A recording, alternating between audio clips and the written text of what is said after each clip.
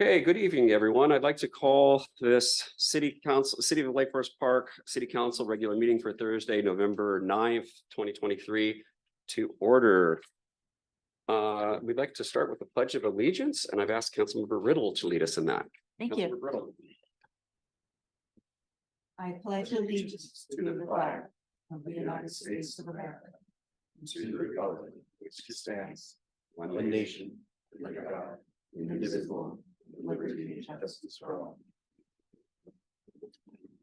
Thank you all. And do I hear a motion for adoption of the agenda? So moved. Second. It's been moved and seconded. Any discussion? Councilmember Riddle. Thank you, Deputy Mayor. I have a couple of modifications I'd like to propose to council. One is to separate presentations B, the discussion, consideration, or action of resolution 23/1931. I would love to see the presentation at that position, but then give citizens a chance to include that in their citizens comment and to address the actual consideration and action during our normal area where we do council action, which is either 8 or 9, depending on whether we're considering or we're actioning. So again, it's just sort of separating that to two pieces. Let's do the presentation of the presentation time, and then let's do the discussion perhaps in 9.A or whatnot before budget deliberations. Okay. That's one. Okay. And then second, I'd like to remove consent calendar item E about the legislative agenda for discussion and approval. So that could be a new 9B perhaps. You're moving. Does that make sense to you, Deputy Mayor? Okay. Do I hear a second regarding her motion for the amendments to the agenda? Can we do them one at a time? Sure. First amendment would be moving, bifurcating the actual discussion and consideration of item B under presentations down to A under item 9 and moving all the other items down commensurately. All right, I second that one. Okay, all those in favor signify by saying aye. Aye. Point of order. Yep. Is there any discussion? I'm sorry, is there any discussion? Please. May I? I'm not following. It seems that this 5B, we're proposing that the authorization of this amendment be in 9A. Is that correct? Yes. I would offer that to the benefit of our consultants that we do take that up as a consideration as part of 5B rather than have them sit through all the other items. So I'm suggesting not to change the agenda for the benefit of those that are interested in the benefit for our consultants, not to sit here through an hour. Please, Councilmember Riddle. I would, well, my considerations for citizens' comments, which we may not have much of, though I do see we do have some online. I would prefer to defer to perhaps the consultant if they have a preference. Councilmember Do they need to hear the answer, I guess, is kind of the question. I'd like to propose a compromise. If we bifurcate 5B and then move it right after citizens' comments, that way we could hear the citizens' comments and the consultant wouldn't have to sit through the other discussions. Thank you, Mr. Goldman. I think that is an Works for me. excellent compromise. Is that acceptable to the maker of the original motion? I support that revision. Okay, so we will move, subject to a vote, we'll be moving the discussion and consideration under, I guess would be item 7, and then the other items will be moved downwards from there. All those in favor of that amendment signify by saying aye. Aye. Aye. Are there any nays? Any further discussion? Okay, so then Councilmember Riddle, you had the second item was, where are we? To pull the legislative agenda out of Pull the consent legislative calendar. agenda out of the consent calendar for discussion. Perhaps I'll second that. Okay. Is there any further discussion? And- Councilmember, And the reason I didn't second the whole blanket thing was because I wanted Councilmember Riddle to explain a little bit about why the movement. Yes, thank you very much. So as we heard in our work session, there is some interest in increasing the budget of the 40th Street Roundabout, which is one of the items that we are requesting the legislature to consider funding. And so right now we have a dollar amount in there that's less than what we are anticipating our budget to be. And I'd like us to bring that into alignment so that we're asking for a more realistic amount. okay. All those in favor signify by saying aye. Point of order. Yes, Is there any further, may there be further discussion? there, of course, there may be. Thank Mr. you. Lebo. Is the intent to pull it to bring it back as part of a discussion for this council? Or is it to bring it back at a future council? Just to bring it back and for us to consider approving at tonight's council. Okay, thank you. Thank you. And One so more hand. where was I'm sorry, where exactly were we? I think 9A for Okay, action. 9A for Because we that, want to move it okay. into, from action to Sure. action and Councilmember Goldman. Mr. Goldman, yeah. Also, a point of order, I don't think we actually have to vote because the language says if a council member requests, the item will be removed to its normal sequence. Right. So as Councilmember Riddle has requested it, it automatically moves to its position on. Fair 9A. enough. Thank you. That's 10-8, actually. okay. So, and let's go back to the main motion, adoption of the agenda as amended with the initial change on the bifurcation of discussion and consideration to item 7. All those in favor signify by saying aye. Aye. Aye. Any nays? Thank you, everybody. Appreciate that. Okay, and with that, we're moving on to proclamations. We've asked some of my colleagues to read a couple of these proclamations. Councilmember Furtani is going to read us proclamation on the month of Movember, November 2023. Thank you, Deputy Mayor. The proclamation reads, whereas the global charity Movember Foundation's vision is to have an everlasting impact on the face of men's health, and whereas the Movember community of over 5 million men and women have raised over $650 million, funding over 1,000 programs in 21 countries, this work is saving and improving the lives of men affected by prostate cancer, testicular cancer, and mental health problems, and whereas men are dying on average 6 years earlier than women and for largely preventable reasons, and whereas 1 in 7 men will be diagnosed with prostate cancer in his lifetime, and treatment options for prostate cancer vary depending on a man's age, stage, and grade of his cancer, as well as his other existing medical conditions, and whereas testicular cancer is the most common cancer in males between the ages of 15 and 34, and whereas 1 in 4 adults in the US will experience a mental health problem in any given year, and 87 men in the US die by suicide every day, and across the world, 1 man dies by suicide every minute of every day, with males accounting for 75% of all suicides, and whereas moving can reduce your risk of heart disease, diabetes, and cancer by up to 50% and lower your risk of early death by up to 30%, and whereas Lake Forest Park joins communities across our nation to challenge men to grow and women to support a mustache or make a commitment to get active and move, both of which spark conversations and raise vital funds and awareness for men's health. Now, therefore, the Mayor and City Council of the City of Lake Forest Park do hereby proclaim November 2023 as the month of Movember, and urge all members of our community to join in recognizing the significant occasion and join the movement to change the face of men's health, signed this 9th day of November 2023. Thank you, Councilmember.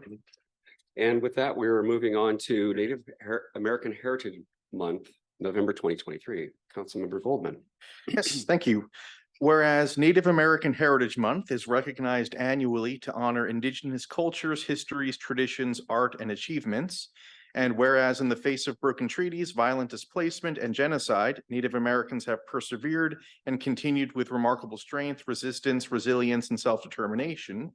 And whereas Native Americans, including local Duwamish, Snoqualmie, Snohomish, Suquamish, Tulalip, and many others, have been protectors and stewards of our natural resources and environment since time immemorial.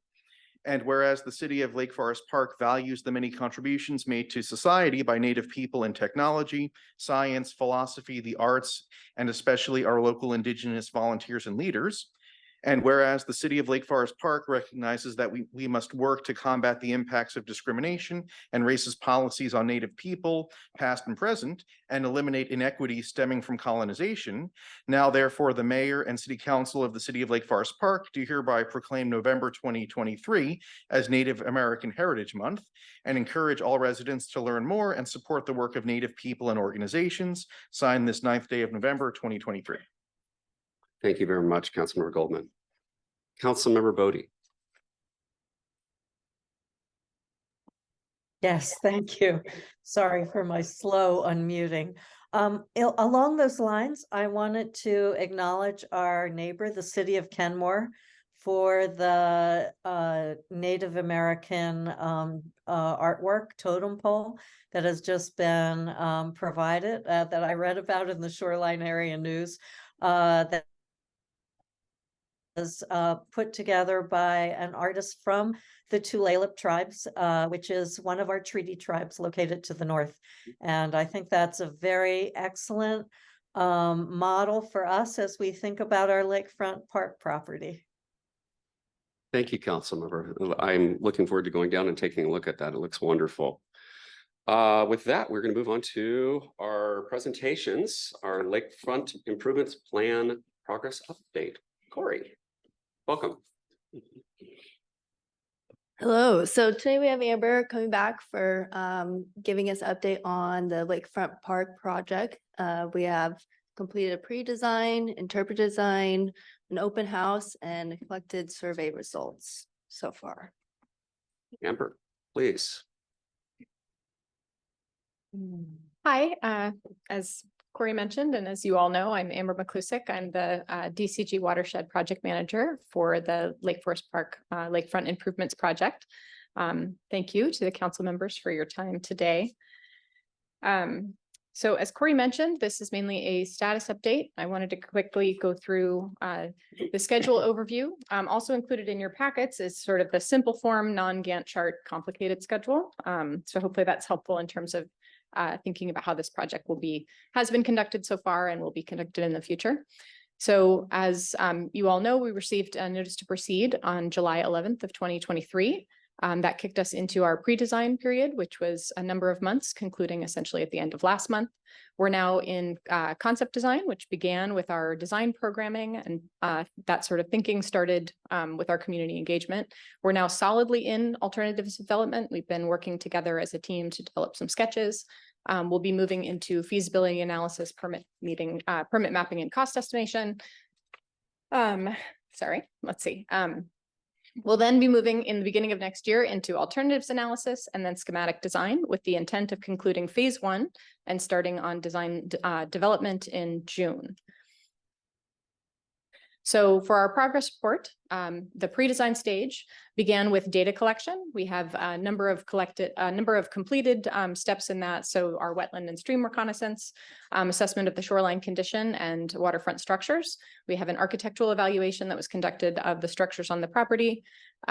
We did a landscape and site assessment, so including things like vegetation, starting the arborist work on the 2 new parcels. And then the preliminary cultural investigation, so that work is still ongoing. And then the review of a substantial amount of background data. So data for the existing preserve, for the new acquisition parcels for prior work on Lion Creek, and then some of the adjacent projects that are happening as well. So site analysis, we took the data that we had collected through data collection, compiled that together into more of a complete picture of what is represented by the project condition today. We conducted some initial regulatory review, looking at what the condition is that can influence feasibility of the project and project moving forward. We conducted 2 working sessions. So the first was on project framing. So that included some members of the council, as well as some city staff, members of the Parks and Rec Board, and then experts for each discipline on the design team. So the purpose of that workshop was really to look at what the project is about, frame it more specifically. We did have an RFP for this project, and that provided some general guidance on what we were doing. We then went into a specific scoping effort, but really getting into the nitty-gritty of what defines success for this project.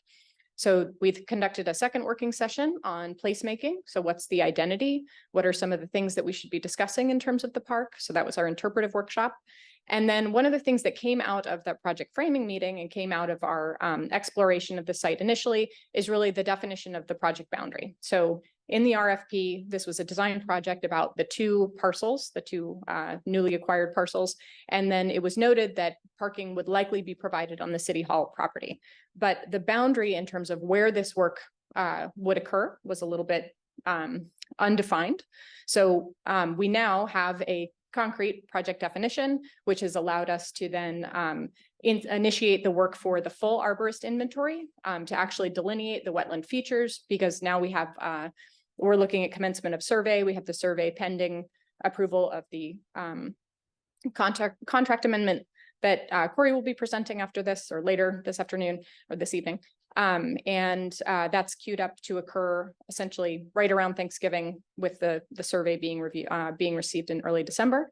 And then the cultural resource work, that's still ongoing. So we've done the desktop evaluation. The on-site work for the cultural resource evaluation is happening in November.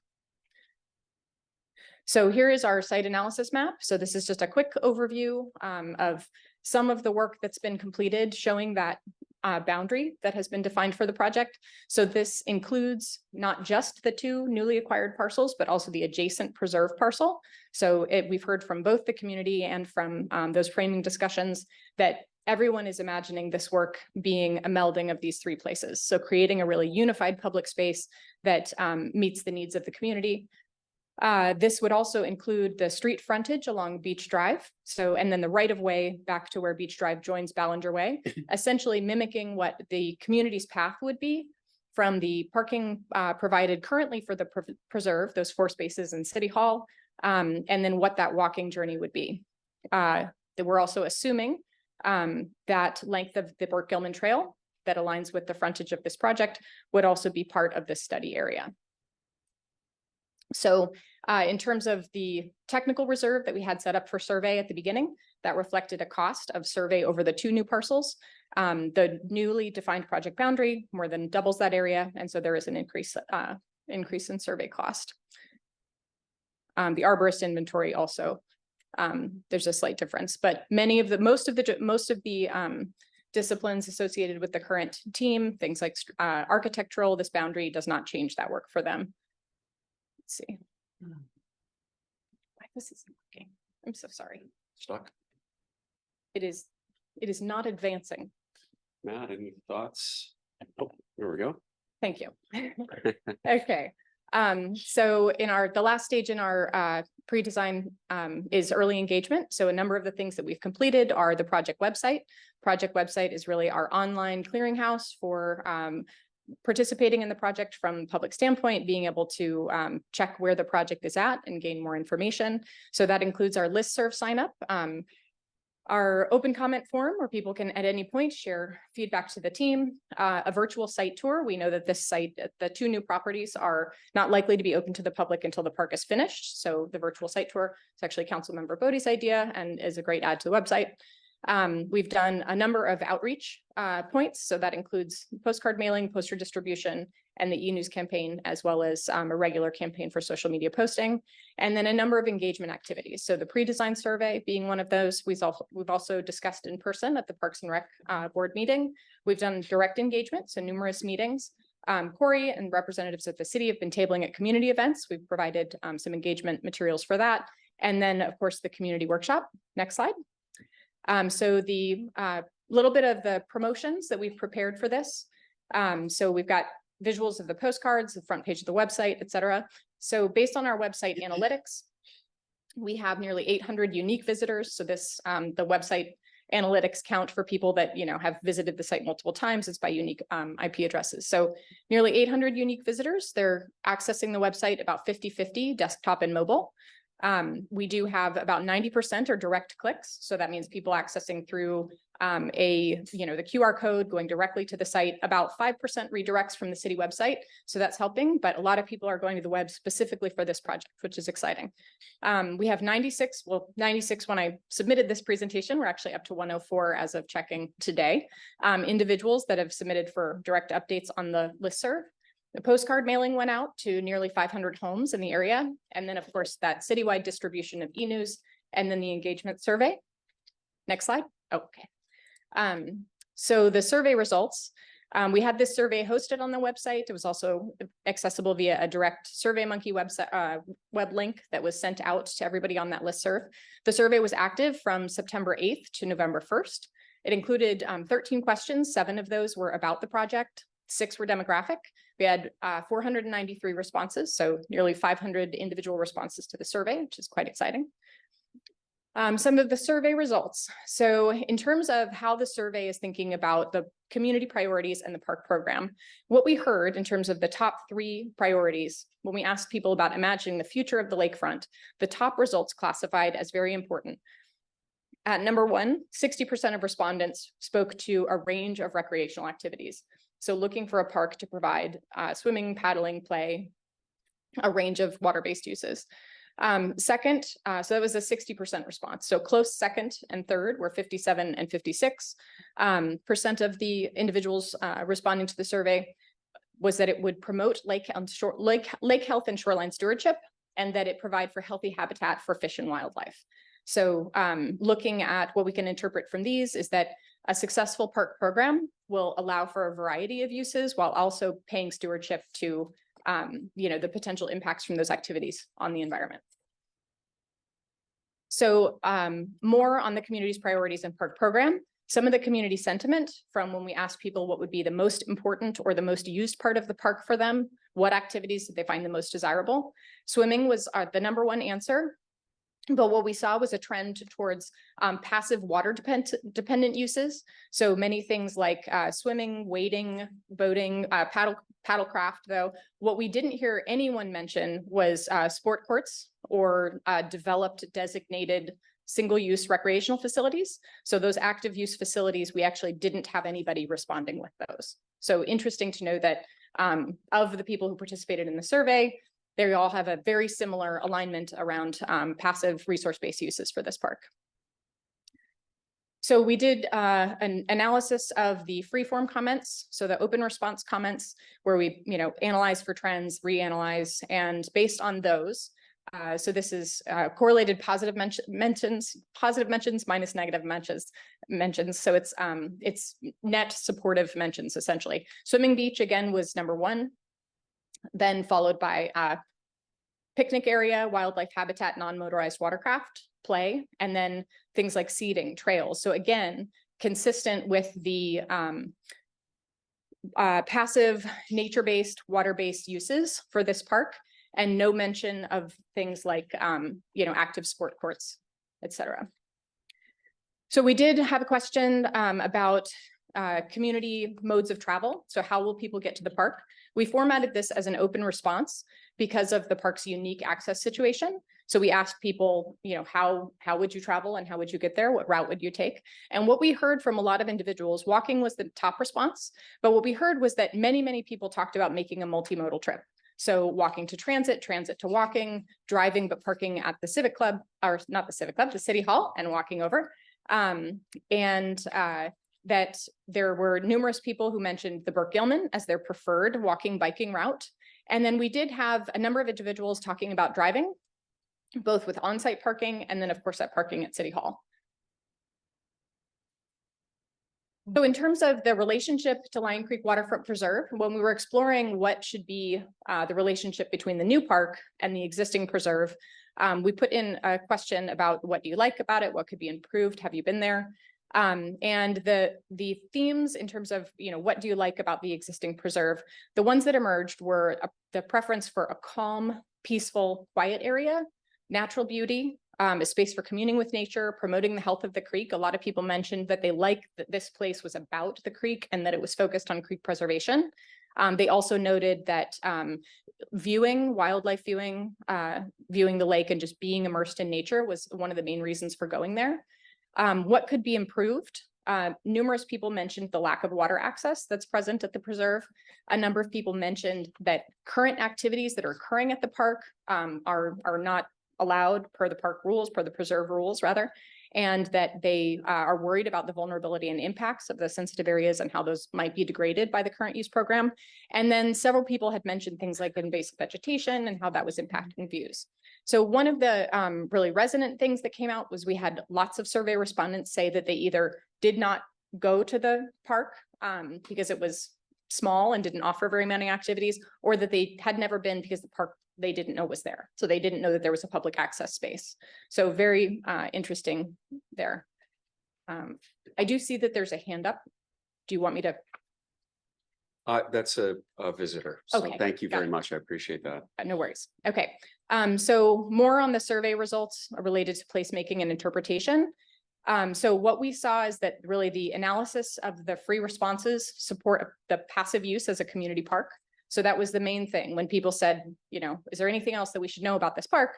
People told us that they're excited, that they like that it's going to be a park, that adjacent to the preserve, that there's a lot about the community that can be offered here in a passive use community setting.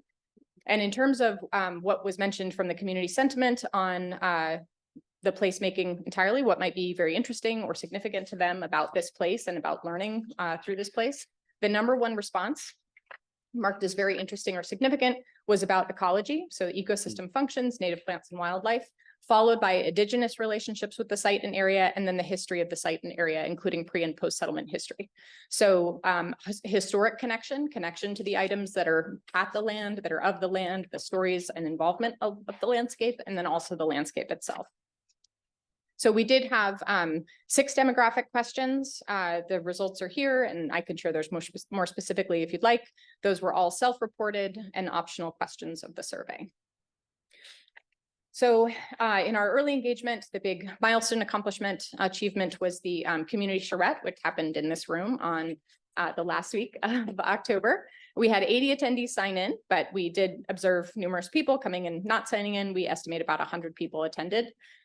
Based on everyone's participation in those activities, the comments that were left, dots on maps, we collected more than 500 unique data points, so comments and feedback through those exercises and engagement.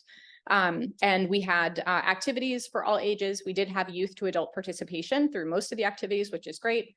And then by and large, what we heard was positive comments, support for the park. We had a lot of questions, a lot of passionate voices in the room, but by the end of the meeting, it really sounded like, you know, the community is excited and engaged for this project. So we did have 5 exercises plus a slideshow of the site photos. We provided a vision prompt. There was a coloring book activity, a custom coloring sheet designed related to the park content came out of the interpretive exercise. So building focused and architectural feedback, we had that exercise as well. Talked about access and circulation, specifically site safety perspectives, and then a site diagramming and design program exercise. So the design program exercise, this included a number of tiles representing uses that were suggested through the initial community feedback. So through that analysis of the results that you saw from the free-form responses of what people wanted to see in the program, those were all then created into tiles that people could move around in like game board style on a large printout of the 3 properties at the waterfront.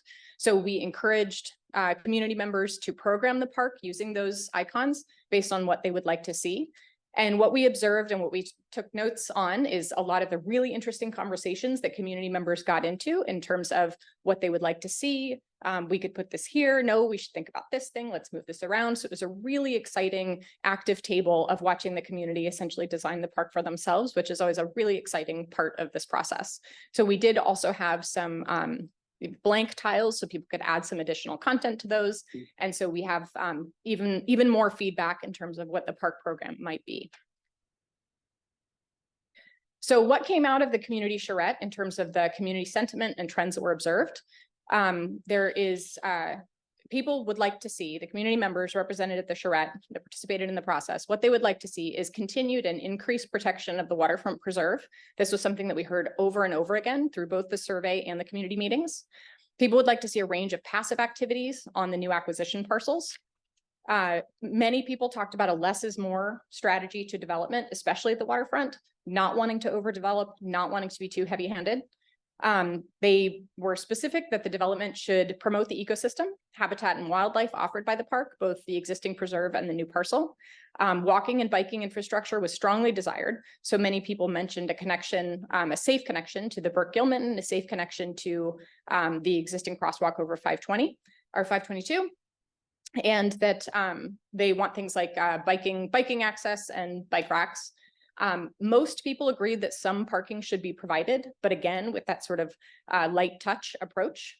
And then preference for flexible use of the outdoor spaces and buildings. So many people talked about how many different ways this park could be used and what they might like to do there. And the idea that, you know, these spaces should be open to meet community need for the long term. And so over programming, being too heavy-handed, being too scripted with what's offered would be a hindrance to that. So the flexibility should be there for the community to use the park as the community need arises and changes. And so flexibility was a major part of that. Accessibility and inclusivity was mentioned. So many people talked about the need to serve all ages and abilities, service to youth groups, family with kids, to the elderly, people with accessibility challenges, that this is a major component of what this park should be for. It's a place for all. And then we did hear from many individuals, both people directly affected, but then also people who were just saying, we have to be considerate of this, is being sensitive to the potential impacts of the park on neighbors and on the situation on Beach Drive. And so again, that's also something that we need to be considerate of in terms of our moving the design forward. So our next steps is taking all of that and creating the design program. So the design program is, driven by those uses that we heard from the community survey, that we heard in the project framing. And sometimes at this point in the process, there will be a question of, we heard these couple wildcard things. In this instance, what we're hearing is really a consistent ask for passive community-based uses, flexible waterfront, water-based uses at this park. So it really feels like the community is speaking in a single voice, with that being a supported vision. So the alternatives development, as I mentioned, we've started to create these alternatives. Sometimes we will have a park or a process where you have plan A, plan B, and plan C, and you choose one. In this case, it is really looking like that is not what we're going to end up with. What we are likely going to end up with is a series of park frontage A, B, and C, waterfront A and B. So some of these different options will essentially be able to put together in puzzle piece formation to weigh the pros and cons of how different areas of the park might act together and how certain things program well together and don't. So that's what we're working through now. The design team has about 5 weeks to be pulling together those design concepts and options. Those will then go to our permitting team for permit mapping on December 15th. We'll continue to be pulling together our concepts and renderings. They'll go to our cost estimation consultant on basically the 2nd of January. And we'll be in pricing for about 2.5 weeks. And then we will sit down with the PRAB at their pre-scheduled meeting on January 23rd to present the alternatives. So we'll be working with them to present each of those options with the supporting cost, permit, and timeline information to be working with them so that they can start to be thinking about a recommendation to council. So we are also looking at that basically puts us in our alternatives analysis. So we're presenting to the Parks and Rec Board. We'll be working to refine based on their comments. And then by the end of that period, the end of March, we'll hope that we have a selection of a preferred design. So we're essentially looking at a 3-month period to present. That'll go to the Parks and Rec Board first. Then in February, it will go to the second community meeting, where we'll engage with the community members about selecting their preferred design. So again, we'll be structuring a custom exercise specific to the situation of these alternatives, this community, this project, to allow them to work through and make their recommendations. And then we'll be looking at presenting to council again on March 14th. We are targeting the working session, the meeting where you guys also have a working session in case the council would like to anticipate a more in-depth discussion. Then, that's what we've planned for in the schedule. So at that meeting, we would anticipate presenting the design alternatives, including what we heard from engagement with the Parks and Rec Board, what we heard from the community feedback, And then talking with the council members about what there might be their preference for the selected design. And then thinking about towards the end of the month, March 31st as being the target for when we can all say, perfect, our preferred design is selected. So at that point, that next schematic design, we'll be advancing that design into our schematic design package. So that includes the concepts, it includes the schematic design report. It'll be updated permitting and costs reflective of what we're anticipating to be a hybrid design, basically from everything that was presented. And we'll be working with the city to support the RCO funding application. So that's a May 1st, 2023. RCO is an every 2-year deadline. So we're thinking of that as a pretty critical date in terms of applying for funding on that May 1st deadline. And then we'll be back in front of the council on May 9th to present the schematic design package. And then the delivery of that we're anticipating being May 27th. So also on May 27th, we'll be providing a scope for phase 2 of this project, which will include what it will take to design, permit, and construct essentially the preferred design. So right now we're thinking this could be many things. Once we have that preferred design, we'll be able to say this is what it will cost to advance that work. And so we'll be bringing that to you. May 27th is when we'll provide the scope to the city. We're assuming that that will be June to come roughly in front of the council. If we can get notice to proceed in June or July, we will kick off DD in September, or we'll kick off DD in that June or July summer standpoint. And then the goal is to provide a 30% DD package in September and to submit for permits based on the 30% design development drawings.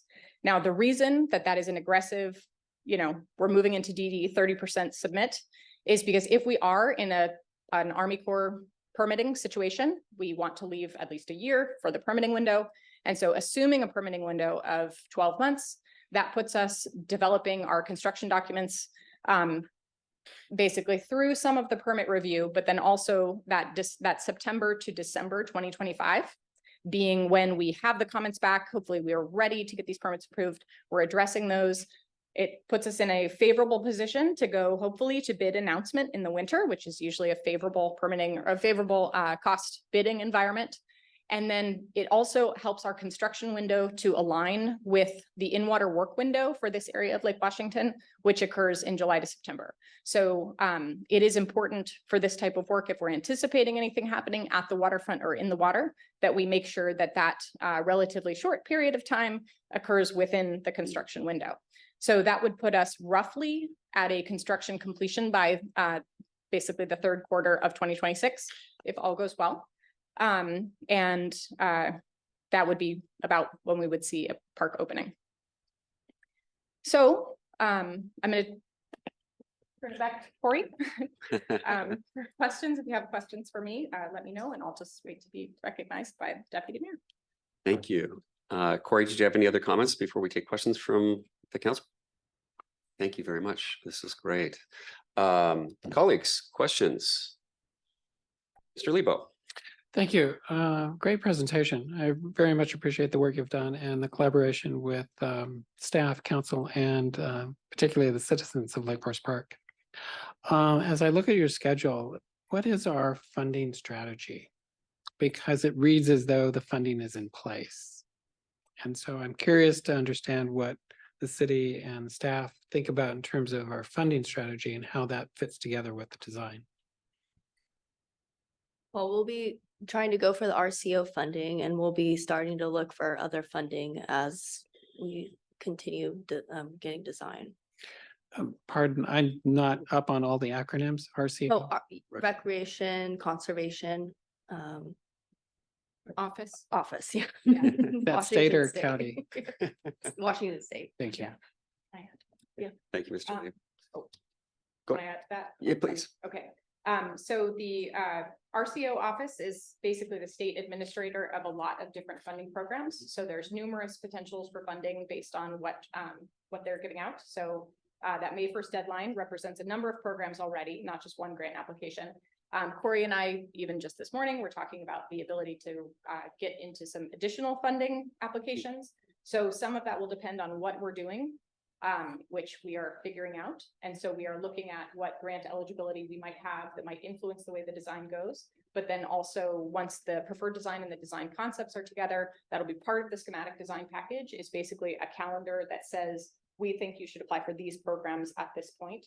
And so we are trying to be proactive about getting in front of potential funding opportunities. I would say that if anybody knows of any that they think we should know about, please share them our way. Thank you. I think Councilmember Bodie was next, and Councilmember Riddle.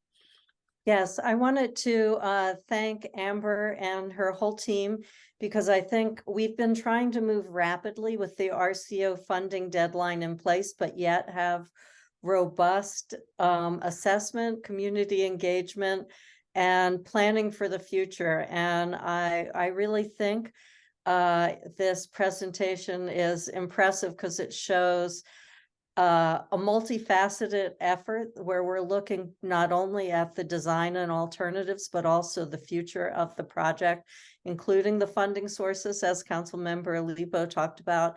And so I'm just very pleased that we've been that you, not me, you have been able to make this real, what we had talked about when you were retained in July.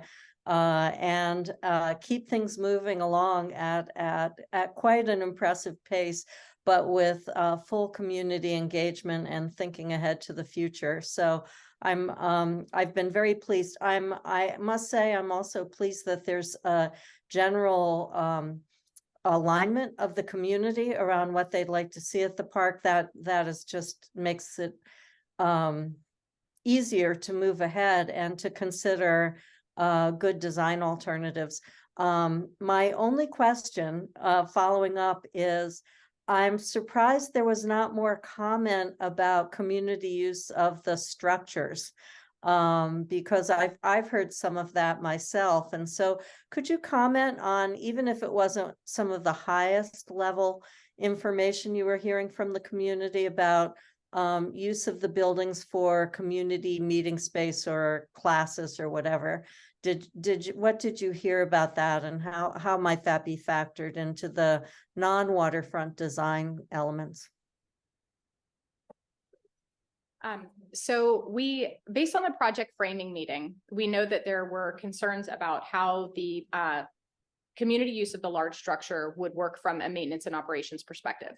So we heard things like, could this be an open interpretive center? Could it be something that the public was essentially allowed to use the large structure? And based on numerous valid reasons and concerns, out of the project framing meeting came the recommendation that the structure be something that was use specific, that would likely be locked from everyday open community use, but reservable or occupiable during certain events or pre-planned uses. So because of that, we are really viewing the main structure as a cornerstone of the park from a sculpture and object perspective. People will be around it. They might be on the porch. They might be active on the outside of the structure all the time, anytime that the park is open. But the interior of the structure would really have its specific flexible use, but potentially a more limited program than opening up to say, what would everyone like to see in the structure? So we did create that architecture themed exhibit at the meeting that essentially said, what's happening with the big house? What's happening with the other structures? And let the community know that based on the funding restrictions, certain structures were to be demolished. We had a lot of community members ask about maybe we sell them. Maybe we sell the structures. Maybe we can rent them in the meantime. So many things about what we could do in the interim. But that would then be a bigger discussion, a bigger decision for the city to decide about the operation of the space prior to its park construction, what might have to be the changes. Our architect did advise many people that some of the structures are unsafe, where there is likely the presence of substances like asbestos and lead paint that would all have to be remediated prior to really letting anybody use the structures. And that there are numerous concerns as to why that may not be an option. But the bigger thing is that is not necessarily core to what we're doing with the park design. The use of the structures between this date, the date of the community meeting, and when it opens for the park is not my purview as the park manager. It's great to collect that feedback and to share it, but it also, the park process, the park design process includes the requirement that the structures be demolished on the north side of the property, and that the park be reprogrammed based on this process. So we didn't dive into a lot about, how will they be used in the interim? We just collected that feedback and have it compiled in the notes. So- I understand that, and I support that idea that the community could use it, the space, by reserving it. Whether it's for a class or a meeting or a special event, that kind of thing. So I think that's a helpful and good answer. It has the buildings that will remain have a community, potential community function, but it's going to be kind of regulated, right? And not open structures. Will your plan include work for the remaining buildings that aren't going to be demolished? In other words, to what extent will you be addressing the remodeling of those structures, or are you not? We are, that's entirely within the scope of this project. Okay, I thought so. I just wanted to check. Yeah. Yes, absolutely. We did ask for more specific feedback on the programming of what we're calling the lakefront structure. So the cabin that is closest to the waterfront. And we had a number of what we called primary uses, and then secondary uses, and then an open response of what people would like to see. And by and large, probably 80% of the respondents noted that having a picnic shelter, having some sort of waterfront gathering space that allowed for a flexible use, gathering, shade, was the preferred use of that structure. And so in all likelihood, the design program, options will definitely include that as a picnic shelter. We may include some other exploration options just to give choice to the community at the next time that we have the structured engagement with them. But in terms of the structures that will stay, yes, absolutely. Obviously, the cost of the design and planning of that is going to depend on what the use is. And so that would be something that you would see more in depth as in May when we're presenting that scope for the next stage. But it does include the renovation and drawings and plans for the structures. Thank you very much. And again, keep on moving. Thank you, Councilmember. Councilmember Riddle is next, and then Councilmember Goldman. Thank you. Looking at the physical scope sort of expansion and really taking into consideration the existing Lion Creek Preserve and then sort of the path to get to where the rest of the parking will be. And just thinking about the sort of the cost expansion of that piece of it. Did it ever come up in discussion to identify that the preserve needs to have work, but not have that included in this effort in order for cost control reasons? Has that come up, or has that not been addressed? Well, so based on the based on the expansion of the formal expansion of the park boundary to include the 3 parcels, and then the journey back to what is the current parking for the preserve at City Hall. We had anticipated, and you saw it in our interview coming forward, to you the first time, was that we really thought that a look at the new acquisition needed to be a look at the existing preserve as well. And so with the design team, we were all thinking, how do you put a new park next to an existing one? We need to figure this out. There needs to be some unification of these.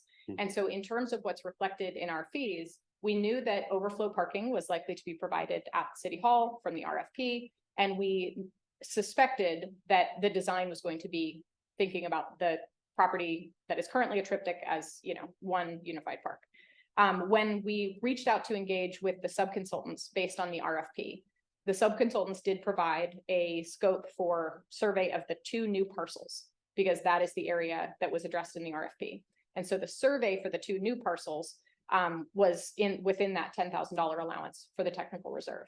The expanded survey would actually have been, I think it's a total of 26, but we know that there have been recent surveys of the area, and we've pulled those recent surveys of the area. So that's actually offset about $4,500 of the cost of the survey by being able to use those base points in existing topo models. So the other thing that did increase was just the arborist scope. We scope our arborists based on number of trees that they can cover in a day. On the existing parcels, That was within the $4,500 that was identified in the technical reserve.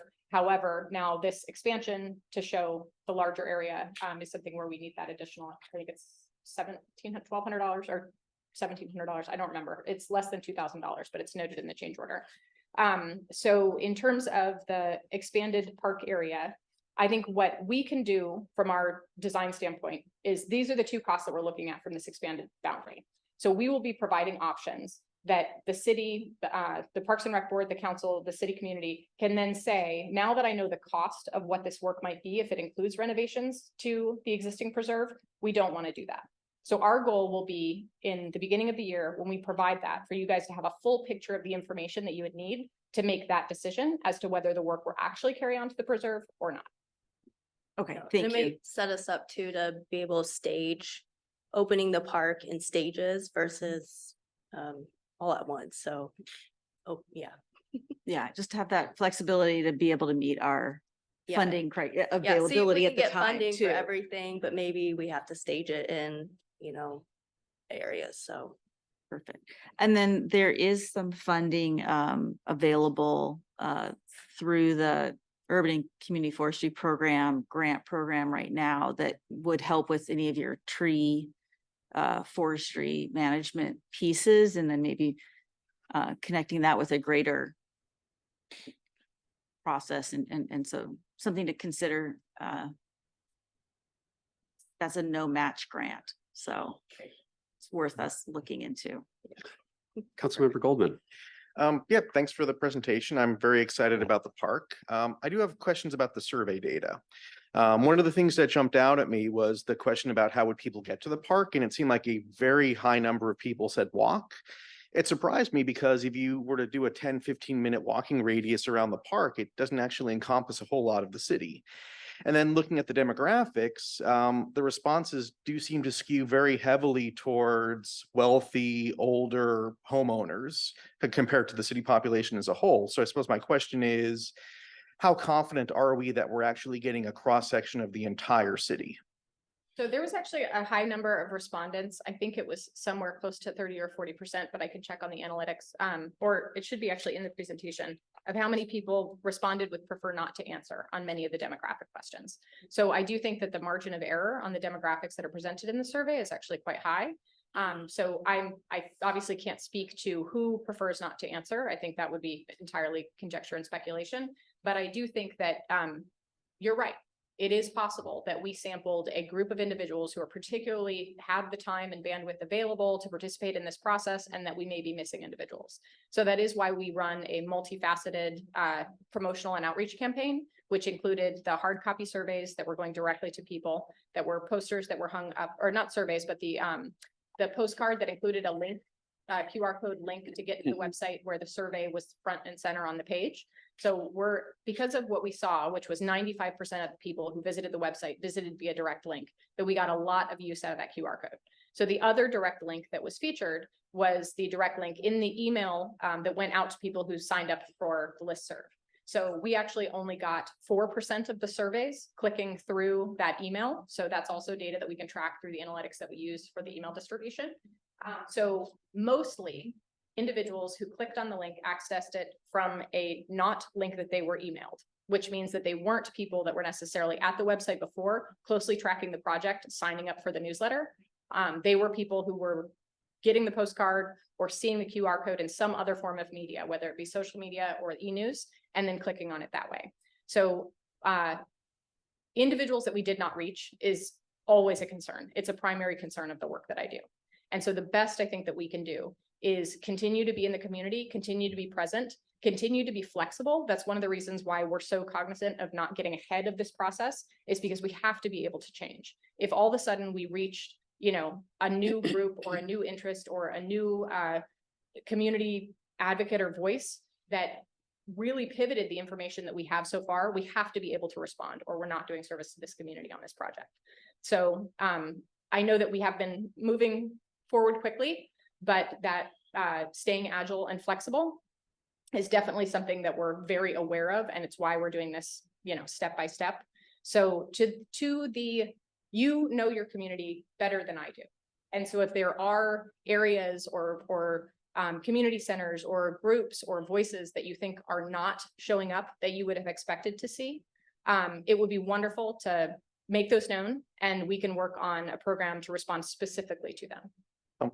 Thank you. And if there was one that kind of jumps out, I think some data, roughly 16% of the residents are renters, whereas in the survey that was about, looks like 2 to 3%. And so perhaps targeting some of the apartment complexes, that might be a way to try to reach those people that are historically underrepresented in our outreach. That's great. Thank you. Thank you, Councilmember. Vice Chair Cassover. Yes, thank you. Thank you very much for this very detailed presentation that you're giving us today. And I really do appreciate the opportunity to tour the site with you a few months ago, despite the rain. One of the things that I've been thinking about more and more is the safety of the crossing to get to the park. And many of you know I just returned from a month in Europe where I paid a lot of attention to pedestrian safety and how other cities, other countries manage some of these issues. And I was very struck in a number of places with the idea that pedestrians get their own time at big crossings, where all traffic stops, no right turns on red, no filters, no nothing. All traffic stops and the pedestrians get their time to go where they need to go. And a lot of times the crossings are diagonal as well as straight, straight ahead.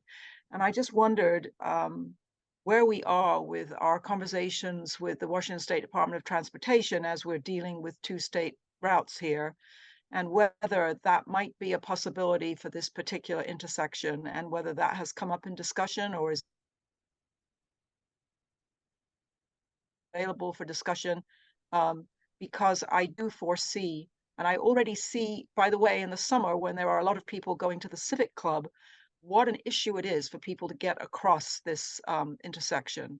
A lot of young people walking across and children and families. It's really quite a difficult situation. So I would be very interested to know what kind of discussions you might have had with WashDOT or whether those are planned.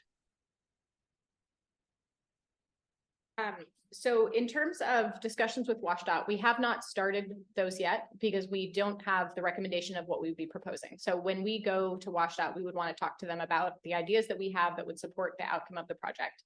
And then talk to them about what the options are. The benefit that we have is an excellent transportation engineering subconsultant with lots of experience with WashDOT, lots of experience in Lake Forest Park. And so we have engaged with them.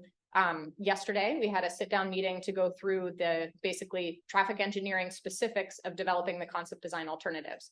So what you can expect to see in the final schematic design package and in the concept design alternatives are based on the design. Here's what we would recommend for the additional improvements. Now, some of those things will be likely in the purview of this project, something like sidewalk extension, street frontage.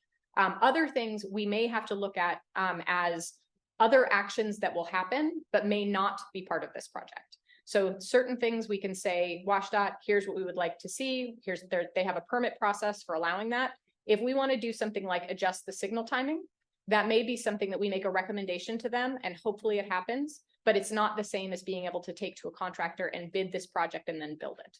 So we will be in communication with WashDOT about what's possible based on what we would like to see.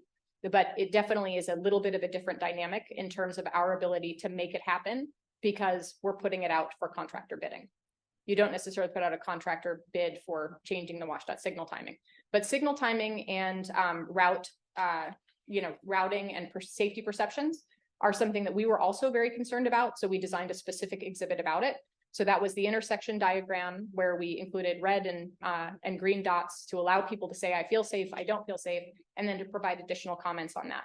So what we actually saw in that exercise is that many people felt very safe on the Burke-Gilman. Many people felt very safe on the crossing of 522. The areas that turned up the hotspots for a perception of not being safe were once they got off the Burke Gilman to the end of Ballinger Way where it meets with Beach Drive, the approach along Beach Drive to the park itself, and then the area of the designated right turn lane from Ballinger Way onto southbound 522. Yep. So we know that there's also an adjacent, overlapping project with Sound Transit where that area is going to change. So we have been in communication with the city. We've reviewed the 90% drawings. We've had our the 90% Sound Transit drawings. We have had our transportation consultant also review those drawings. And so we are working to say, here's what we're anticipating the future condition to look like and how will that work? So it's more than just programming the intersection as it is. It's also programming it as we anticipate it will change from this adjacent project and then making recommendations based on that condition. So it's absolutely, definitely part of this conversation. The community talked about it. We've heard it in the project framing meeting. It is something that we're thinking about and will be presented as recommendations in the concept alternative stage. Great, thank you very much. I just wanted to be totally sure that we were having some pretty pointed conversations with the Washington State Department of Transportation. I sit on a regional transportation forum where we hear from WashDOT, and there, I believe, is a culture change beginning to happen at that state agency that puts pedestrians more of a priority than than has been true in the past. And I'm very hopeful that as time goes on, they will be more open to making changes in the way that they have done things to ensure greater pedestrian safety, particularly given the startling pedestrian death and injury statistics we're seeing in our state. So let's stay on that, and you're going to have a lot of support from the council and the community as you have those conversations. Thank you. Councilmember Fertani. Thank you, Deputy Mayor. And with my colleague's indulgence, I have a pre-question before my actual question. So on point to what Councilmember Cassover was saying. So no overpass, underpass alternatives are being thought of for that crossing? Not as part of this project. Great. And my actual question then is, as I've been speaking to you numerous times about the possibilities of salmon recovery and, the work that can be done at the mouth of Lion Creek, I'm wondering, are there going to be in your design, ultimate design, considerations about that rock wall, retaining wall that's at the, I think the south end of the property, and also to the, the area around the mouth of Lion Creek regarding stuff like either dredging or sediment traps or things like that? So in terms of what we have heard through the process thus far, and what we have identified as potential program elements and looking at what the actions might be proposed as part of the concept design. So those things are not necessarily tied to community recreation, and they're not necessarily tied to what the park program would be. However, anything that we do on this site, because of its numerous encumbrances and its numerous limitations, we will have to be providing mitigation, or in all likelihood, it's not possible for us to avoid a mitigation scenario in this case. So that would mean that in concert with any changes that we propose to either the new park, new acquisition, or the existing preserve, whatever's happening with the waterfront, we will need to look for ways that we can restore to offset the potential impacts. And so removing things like the creosote pilings on the existing dock, changing the dock surfacing to a graded decking, reducing the number of pilings that are used to actually support the dock structures, removing potentially the wall that supports the approach to the dock that's on the Turner property that is in really bad shape. So many, many, many things, restoration actions, whether it is like you mentioned, grading associated with the stream, whether it's vegetation planting, those will have to be part of how we make any of the park development feasible. And so again, that will also be something that we'll be providing along with the strategy for the concept alternatives. To just say you could develop the park like this is not the whole picture. It would be, in order to develop the park like this is the process and actions that you would also have to commit to. And so it represents part of the journey and cost. So it really is part of the implementation and feasibility strategy, and is part of the information that the community and the community representatives will need to have in order to make the decision about what they would like to see. That's a fabulous answer. Thank you. And so I wanted to make you aware of one resource that might be useful. The Puget Sound Partnership just recently came out with, and you probably have heard of this, PS RAFT, which stands for the Puget Sound Recovery Acceleration Funding Tool. And it's a wonderful site, and I recommend it to actually all of you out in the audience looking at this too. It basically tries to pull together all the different federal, state, and they're trying to add county now levels of funding for different kinds of projects that have anything to do with shoreline restoration or salmon recovery.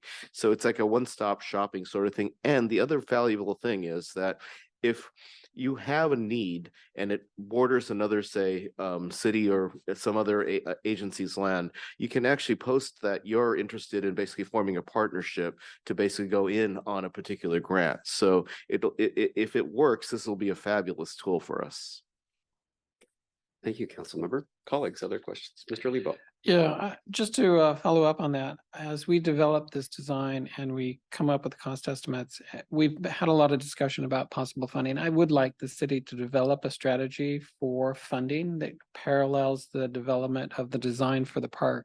My concern is twofold. One is that we may have a situation where we can't get enough funding. And so how do we make up the difference? Do we go to the citizens with a levy as an example? And the other part of that is that this becomes a new operation and maintenance cost to the city.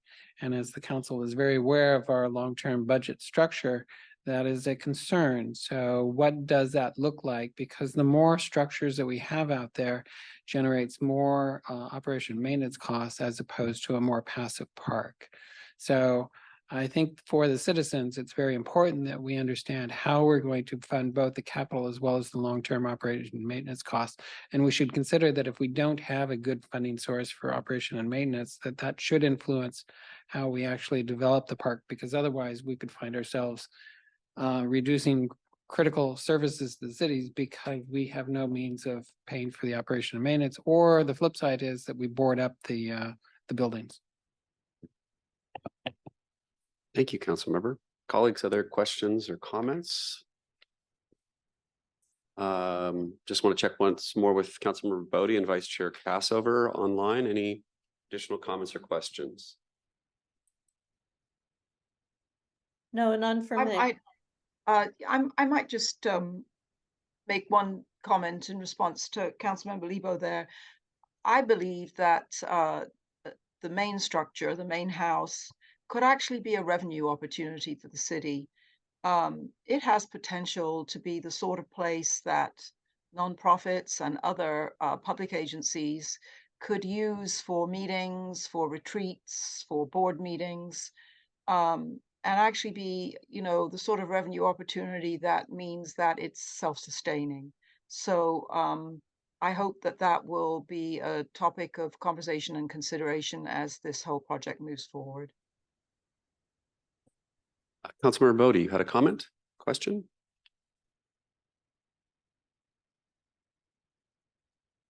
Maybe not. No, Okay. no comments. Thank you. I think it's been a great discussion and a great presentation. Thank you all.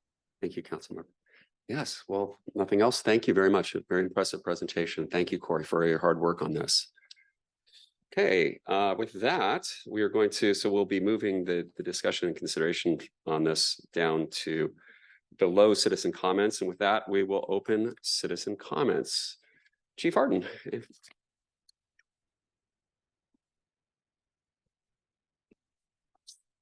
Unseemly loud. I apologize. I'm getting my exercise. All right, we have no one signed up. Thank you, sir. We have no one signed up for public comment in-house. And we have some attendees online. Just a few gentle reminders. You have 3 minutes to make your public comment. Please make sure that your comments are civil. Please state your name for the record. And with that, it's Mr. McLean.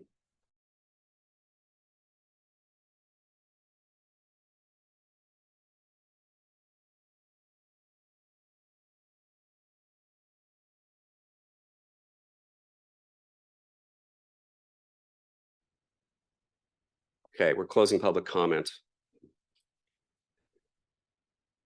Okay, moving on.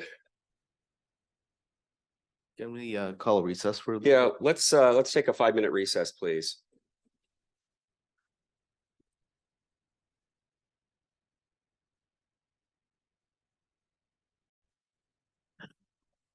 Okay, we'll call this meeting back to order. Thank you, everyone. We are on to item 7, discussion, consideration, or action on resolution 23-1931, authorizing the mayor to sign an amendment to professional services agreement with DCG-Watershed for additional assistance with the lakefront improvements design, engineering, environmental review, and permitting project. Colleagues, questions or comments on topic? Mr. Lebo. I'm supportive of this. I've reviewed it and I understand the request. And I'm good with it. I would just offer that the legislative history for this resolution is actually, this is the first presentation. Pardon me? This is the first presentation, is my recollection, is that this amendment has not otherwise been, am I on the right one? Yeah, 23-1931. This is the first time it's been presented. Is that correct? I believe the first time the amendment has been. Yeah, and Correct. so the legislative history should refer to the action item that's proposed here, which is in this case, the resolution, and this is really the first time.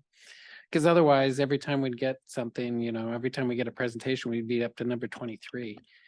But I think what really is intended here is that this is the first presentation for this resolution. I just bring that up because we do have a 3-touch rule, and I'm supportive of this and I will vote in favor of it, but I think it's sort of misleading to say that this is the 5th presentation of this action item. Thank you, Councilmember. Councilmember Bodie. Yes, I'm also in support of this amendment. I think that it makes sense, and the work that the consultants have been doing is good, and this is the outgrowth of that work.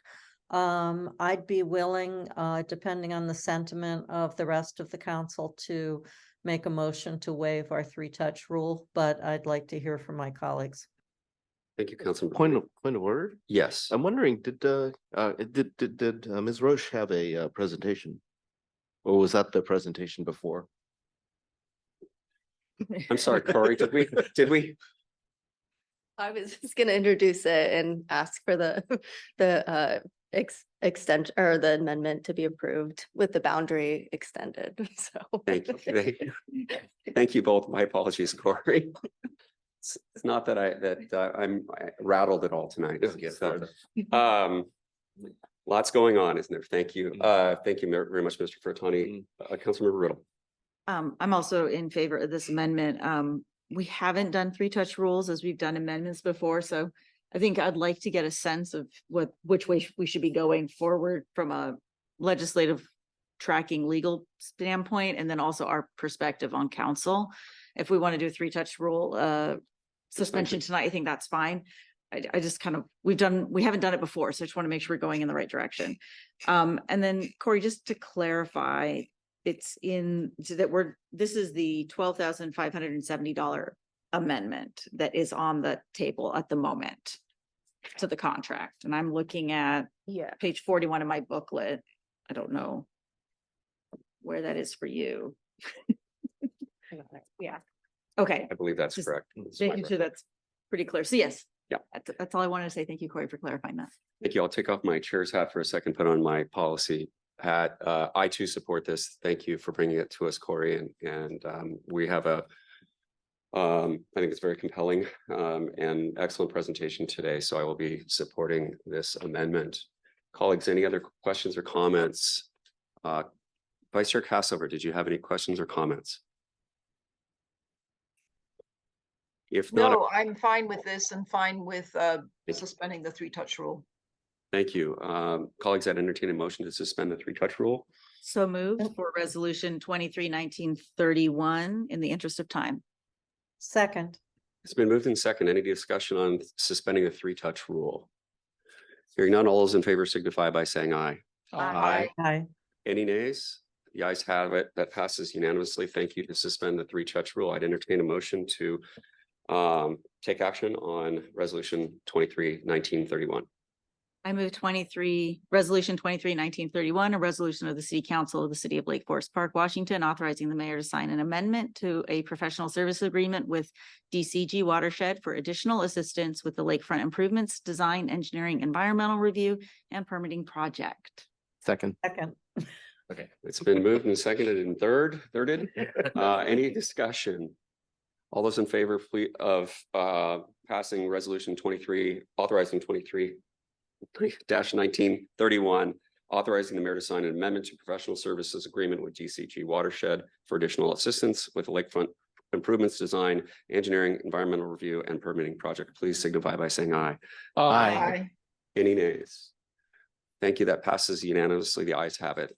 Thank you very much for being here in your presentation. All right, colleagues, we're moving on to the consent calendar with a reminder that we have removed item E, which will be considered at 9A. And entertain a motion. Move to approve consent calendar items A through D. Second. It's been moved and seconded. Any discussion? Mr. Furtani. Really briefly, I appreciate the chief's work on comparing the costs of jail services, comparing it to Snohomish King versus Sunnyside, and the city is getting quite a deal. Thank you, Mr. Furtani. Thank you, Chief. Okay, it has been moved and seconded to approve the consent calendar. All those in favor signify by saying aye. Aye. Any nays? That passes unanimously. Thank you, council. We are on to ordinances and resolution for council discussion. I believe we have Administrator Hill on resolution 23-1930, authorizing the mayor to enter into contract for public defense services with Point of Stewart. order, aren't we doing 7E, which becomes 9A? Yes. We're on the 8th. Or is it 10A? I thought we were moving that to E up to 9A. To 9. But yeah. Right. Oh, because it's an action for, An action tonight. thank you. Yeah. Thank you, Mr. Lebo. Okay, Mr. Hill. Thank you, Deputy Mayor. So in 2018, the city went through a process to reach out for requests for proposals for public defenders. At that time, we had 3 respondents and went through a selection process with a committee interviewing 2 of the 3 firms and unanimously selecting Stewart McNichols Harmel Inc.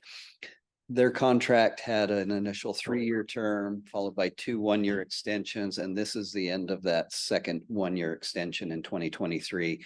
As I spoke with the judge and the court administrator, the court as well as the administration has been very pleased with the services that they have provided. One of the changes that has come about over the past year is they have had to dedicate a second attorney, not full-time, but a second attorney to help with the increased caseload and the time that defendants need representation when that's in like a sidebar. It's just taking longer. And so they've had to commit this second attorney, which increased their costs. And on top of that, we have 5 years of a contract with no increase for inflation. And so the recommended contract before you, this is not for decision tonight, just discussion, increases at $2,500 per month to a total of $10,000 a month. And again, would have an initial term of 3 years with 2 1-year extensions upon agreement by both parties. I have sent this over to the firm, and they are good with the language as proposed and what is before you tonight. However, the budget that we have in the 23-24 biennium does not anticipate such an increase. It had the current contract plus inflation. And so in an upcoming budget amendment, we will have to reconcile that additional roughly $30,000 a year. So tonight I'm just here for any questions that you may have, and bring back on the 14th of December. Talk in between now and then. Thank you, Mr. Hill. Colleagues, questions? Yes, Councilmember Riddle. Just a clarification on contract duration. So this was a 3-year with 2 1-year extensions for a total of a 5-year contract. And this is the This is second? the end of the second 1-year extension. So after this, we'll have to look at a new contract. Essentially, So yeah, this is a new contract that would start January 1st of 2024.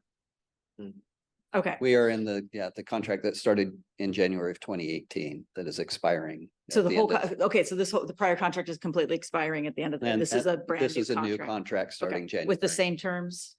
Same 3 year, terms. 1 It's year, just- 1 year? Yep, Okay, sorry. Took me a minute. I'm right okay. back where you started. I may not have been clear. Sorry. Thank you, Administrator. Thank you, Councilmember. Colleagues, any other questions for Mr. Hill, comments?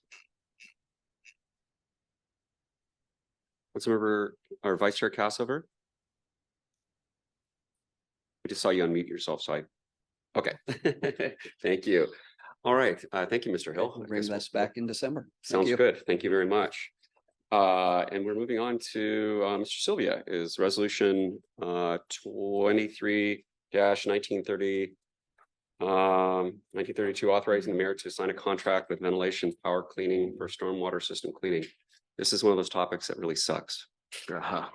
Sorry, I had to go there. I had to have some bad joke. Mr. Sylvia, I apologize, please. He doesn't. Your words, not mine. Yes, yeah.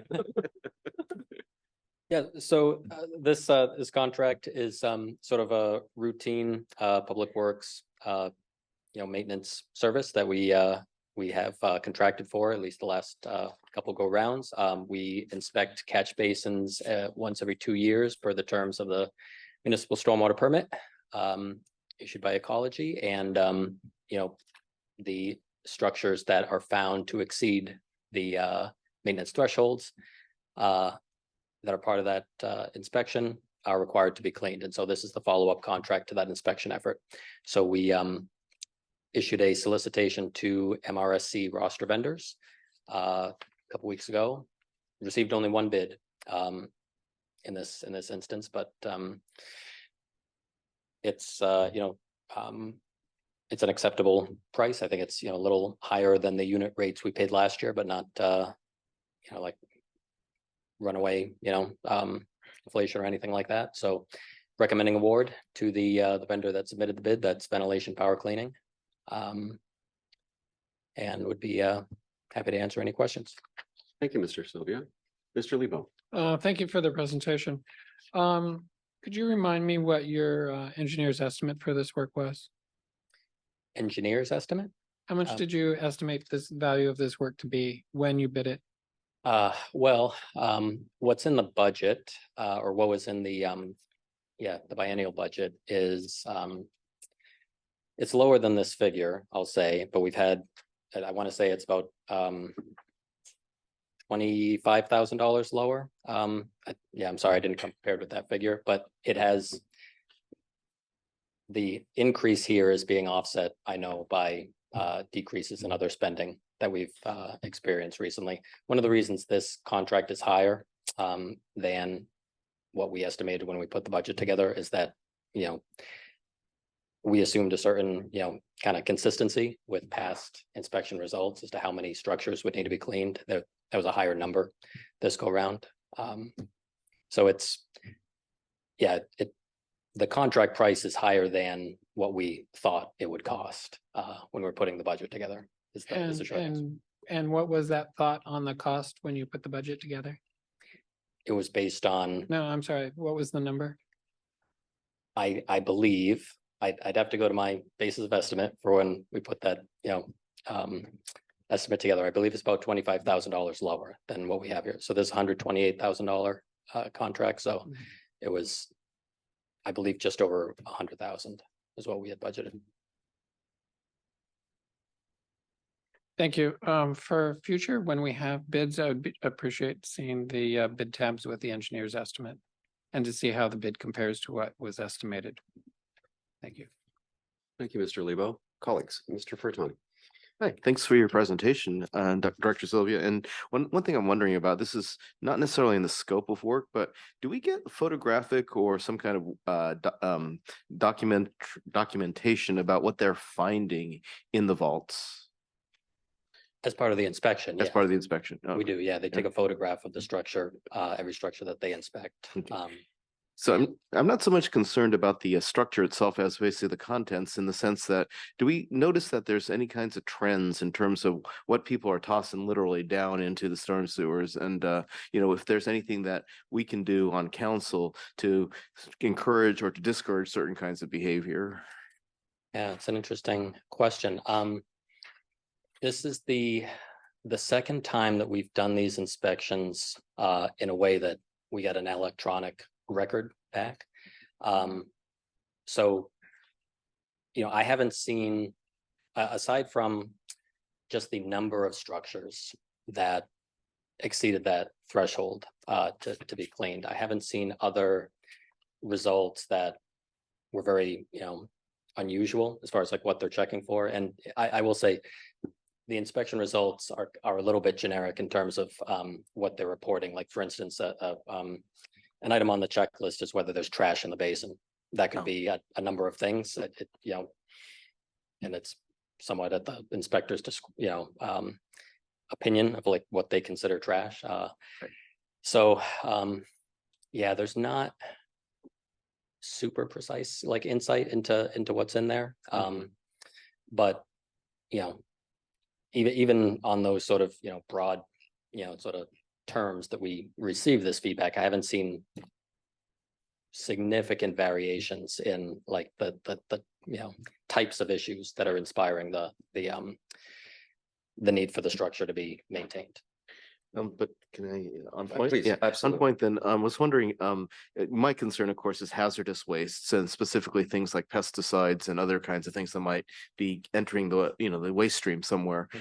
They would notify us if they saw anything particularly dangerous. Yes, that is a separate item on the checklist. So there's like, they are supposed to be trained, or they are, we validate this part of, when we hire the inspectors.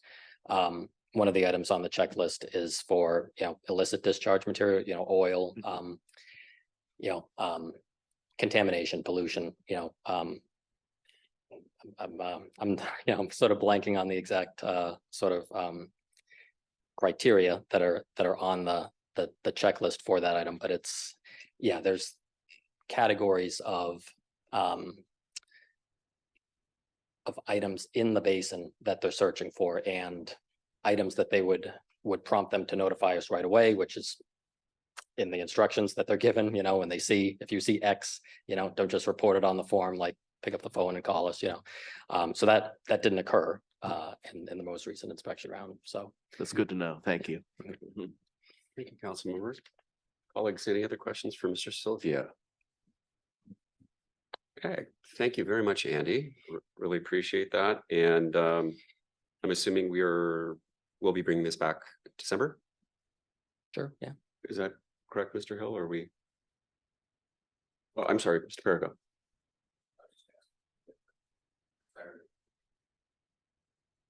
I'm happy if there's time sensitivity to consider. I always appreciate being able to get the work done or started ASAP. This work is tied Fair enough. to deadlines in the permit. So the sooner we get started, the easier it is, the more, sort of buffer room we have to meeting those deadlines. So Thank you, Mr. Sylvia. Council, I'd entertain a motion to suspend the three-touch rule if you're amenable. I'll move to suspend the three-touch rule on this resolution, 23-1932. Second. It's been moved in second. Any discussion? All those in favor of suspending the three-touch rule on resolution 23-1932 signify by saying aye. Aye. Any nays? Passes unanimously to suspend the three-touch rule. Excuse me. I'd entertain a motion for consideration of resolution 23-1932. Mr. Bertoni. So I move ordinance 23-1932, authorizing mayor to sign contract agreement with Ventilation Power Cleaning Incorporated for the 2023 stormwater system cleaning for approval. Is there a second? Second. Mr. Lebo seconded it. Is there any further discussion? All those in favor of passing resolution 23-1932, authorizing the mayor to sign a contract agreement with Ventilation Power Cleaning Incorporated for 2023 stormwater system cleaning, please say aye. Aye. Are there any nays? The ayes have it. Thank you. That passes unanimously. Thank you, Mr. Sylvia. Thank you all. All right. And then we're on to council members Furtani and Councilmember Goldman, Ordinance 23-1282, creating chapter 1874 of the Lake Forest Park Municipal Code, sale, disposition, or lease of surplus real property for affordable housing. Go ahead. Gentlemen. Sure. Yeah, we talked about this a couple of weeks ago at our COW. When nonprofits are interested in building low-income housing, one of their biggest expenses is getting the land at an affordable rate. This ordinance would allow us to either sell at below market rate or to donate parcels of land to a nonprofit, which would then build low-income housing on it. It doesn't commit us to anything specific. It just opens up the ability for us to do this at a later date. And in fact, it sets up a procedure where if we find a parcel that we don't need and we are interested in selling or gifting, we would then go through a formal process where we have a hearing and then we vote on that particular parcel. So I'm strongly supportive of it. I know when a few of us attended the Homestead tour, they said that was the single most important thing that a city could do, is to establish a process for donating or selling at below market rates land to nonprofits. I'm happy to answer any questions people have. Also, I want to thank staff and legal counsel for formalizing the language, getting it in language that fits the city. Thank you, Mr. Goldman. Colleagues, questions? Mr. Lebo. Yeah, I very much appreciate you working on this and bringing this forward, and I'm supportive of it. And I just have a couple questions just from my understanding. So I'm in section 18.74.030, surplus real property resolution. On item C, it says no appraisal or evaluation information is necessary. I'm just trying to connect that. Does that mean that if we want a surplus property, we don't get an appraisal? Because later on, it does talk about value of the property. So I'm just trying to connect. The statute does say you don't have to have an appraisal to do the resolution. Okay, But it does require, if you have had an appraisal done, the purchaser or the giftee, they need to pay for that appraisal. The city needs to get all of its costs back. So there might be some instances where an appraisal is done. They're not telling you you don't have to have, that you can't have one. so when would you do an appraisal? Maybe if there were certain conditions on the deed to title or something that required you to keep it, and I can't think of Okay, a but the- good reason why you might do that. Or maybe Director Vaughn would say, I need this for, finance purposes to know how much it was worth. I don't know, I'm guessing. okay. Please. I'm good with that. Okay. Okay, if I might, second question is on D. Can you run me through what that means when it says in the event that after surplus this, in the event that after surplus, the council determines. So what is after the surplus? After then you it- pass that resolution saying this is surplus. And I assumed it meant, there was some nonprofit out there, you thought that you were going to give it to them. That's why you went through this process, and then maybe it fell through. And so now you don't want it to be surplused anymore. Under this resolution, then you don't have to do that. But if you still want it surplused, you would just go through our normal process of surplusing property. But is there any process that you would go through? I mean, after the city surpluses it, does it then decide, what is the mechanism for the city that says, I'm going to surplus the property to X, to a nonprofit? And then what is the process for the city to decide, well, I no longer want to do that? This wouldn't put a formal process in mind. I think it would be communication, maybe, between the administration and council. That fell through. What do you want to do? And bringing it back to council to go through the other process. It doesn't really lay that out. That's what I assumed. It would be fairly informal to just bring it back to council. Because the concern might be is that somebody sits on it because for a variety of reasons, they just can't pull it together, but they continue to want to convince you that they can. So does the city have the ability to say, you know, we've given you 3 years or 6 years and Sure. Yeah, you could. Sure. Right, you could pull it out of this process. It would give council that authority. okay, thank you. Thank you, Mr. Lebo. Good question, good comments. Colleagues, any other questions? I will just jump in real quickly and say this is, thank you to our colleagues for the excellent work on this, as well as our staff, and Kim in working through this. It's really important. It was something that the conversation that I had with the executive director of the nonprofit, that when we talked about what could we do, she said this is the number one thing to help make the process simpler for everyone. And I thought, as we're talking about, the three of us talking about it, it made a lot of sense to move forward with this. So I'm broadly supportive. Vice Chair Cassover, you're looking thoughtful. Did you have a comment?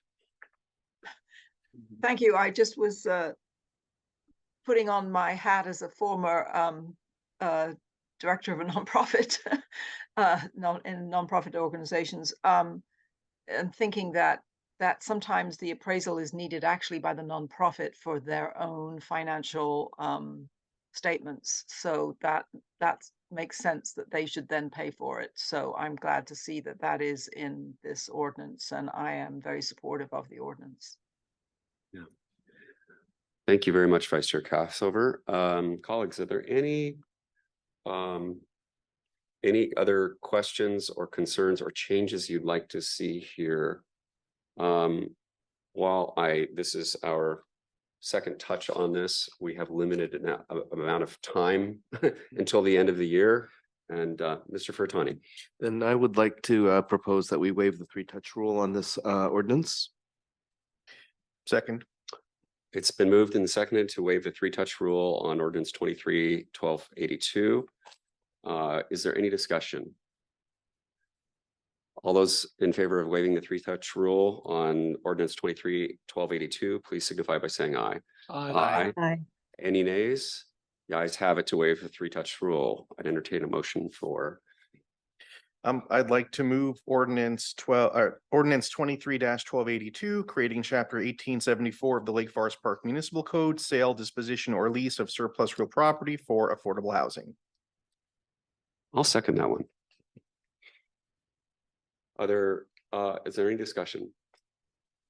All those in favor of ordinance 23-1282, creating chapter 1874 of the Lake Forest Park Municipal Code. Whoa. Sale, disposition, or lease of surplus real property for affordable housing, please say aye. Aye. Are there any nays? The ayes have it. Thank you, Council. It passes unanimously. And thank you, gentlemen. Great work. Moving on here, the next one I guess is in my wheelhouse. Item D, ordinance 23-1283, amending section 10.06.010 of the Lake Forest Park Municipal Code regarding authorization for traffic safety cameras in school walk areas, public park speed zones, and zones subject to specific penalties for racing and race attendance. You may recall in the legislative history here that we have discussed this a number of times. As we discussed at the committee of the whole too recently, that the intent is this is one of the steps along the path to authorize traffic safety cameras in certain areas, which this last item we did not include in our original passage of this last year. And I'm requesting of my colleagues to consider approval of adding this section on racing as indicated by the blue in under section A here. The previous authorization was in red. Excuse me. So 5 and speed violations when the location is in an area within the city limits designated by ordinance as a zone subject to specific restrictions and penalties on racing and race attendance. Recall that under RCW, the RCWs, this is one of the options. The other options, of course, are places we have a school walk area, we have park speed zones, And there are actually two other additional places, but they're not applicable to us necessarily. One is hospital zones, and since we don't have a hospital, that's not necessary for us to have it in the code. I would be happy to entertain any questions. Mr. Lebo. Thank you. I'm supportive of this, under section, I guess it would be B, where it says before adding additional cameras, et cetera, must be presented to the city council. I would like to add for approval. I think we talked about that before. Did we not add that into the mix, Mr. Lebo? Well, I was just reading the language here. Yeah, I thought we maybe did at the last meeting, but let's make it clear if it's not in here. So Okay. I think I would be supportive of that. Colleagues, comments on point. The reason is I think traffic cameras generate enough, how do you might want to describe interest? And so I think it's important that the council take a direct action. Politic as always, Mr. Lebo. Thank you. Is that a formal? Councilmember Bodie. I agree with that completely. So I'm fully in support of that change. Thank you, Councilmember. Any other comments? Mr. Goldman. Yes, so I have a question. Racing and race attendance, do we need to define that as a city, or are we just adopting state language on what that means? State language is very explicit about that. So the steps going forward in terms of cameras, there's a variety of different steps, and there'd be an area that would have to be identified as having a need, as well as there are other under the state statutes you're required to do, in this case, excuse me, I'm losing my voice, do an equity study for consideration, making sure there's not undue harm being placed upon certain individuals or groups. Thanks. Mr. Furtani. Yes, and thank you, Deputy Mayor, and thank you for bringing this forward, because I think this is one of the rare instances where y'all out in the audience in the city are seeing your city council in action, responding to your questions. And I know that we've had several people present during citizens' comments about the excessive speed in a lot of places. And I think this is our first tentative step in actually starting to work on that problem. So we do appreciate all of your comments that you've been sending us and also giving in person. Thank you, Mr. Furtani. If there are no additional changes, I would entertain a motion for approval of this, taking action on this ordinance with the amendment that Mr. Lebo suggested for approval at the end of section B, before adding additional cameras or relocating any existing camera to a new location. Analysis of the location where automatic traffic safety cameras are proposed must be presented to the city council for approval. Second. It's been moved and seconded. Is any further discussion? Thank you, colleagues. This is just one step on the path forward. All those in favor of approval as amended of ordinance 23-1283, amending section 10.06.010 of the Lake Forest Park Municipal Code, please signify by saying aye. Aye. Aye. Are there any nays? The ayes have it, passes unanimously. Thank you very much, colleagues. Now we get to the fun part. I'm sorry, we have to do our legislative agenda. That's the fun part. Sorry to get you all half out of your seat there, Director Vaughn. Almost. One more item and one more thing. Let's see. So legislative agenda. Who has? Section 7, item E. Okay. And may I speak to that? You may, please. The one that moved it out of the consent agenda. Of course. So what I'm really looking at here is for us to revise our second top priority State Route 104 investments. As you can see towards the last sentence there, the design is nearing completion and there's a funding gap of 1.5 million for construction. While we have not technically approved what was presented to us in the meeting prior to this, it does look like that we are looking at a higher total construction cost, therefore our gap is larger. And it looks like our gap is going to be closer to 1.8 million. So I would like to ask my colleagues to revise that number so when it goes to the state, they're seeing something that's more accurate and more representative of what the actual cost of that project looks to be today in its current state. Colleagues, any comments on point? Mr. Furtani?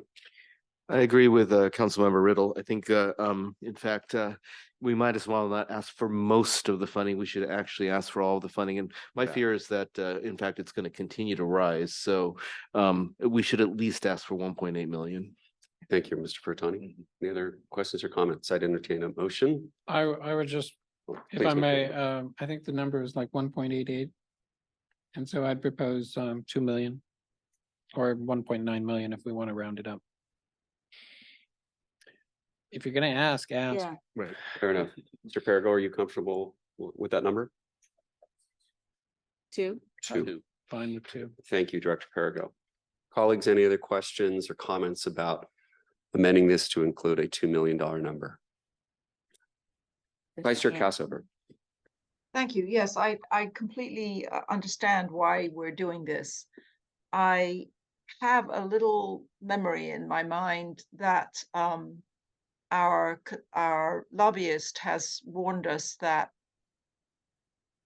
asks of over 1.5 million are not favored at the state level. And I just wondered if anybody else remembered the same thing. And I would turn, I think, to our city administrator to see if he remembers any comments like that from our lobbyist. Mr. Hill. Thank you. I have had recent discussions with our lobbyist, and her direction was to put in the amount of the gap. While it may not get funded at that level, we need to show that there is that true need so that they have that understanding. So the 2 million, 1.5 to raising 2 million is not a problem for our agenda. Thank you, Okay, Mr. thank you very much. I really appreciate you having thought ahead on that one, Mr. Hill. Vice Chair Cassover, that was my recollection as well, and I'm glad you brought it up. I completely forgotten about that. Thank you. Colleagues, would you like to make a motion?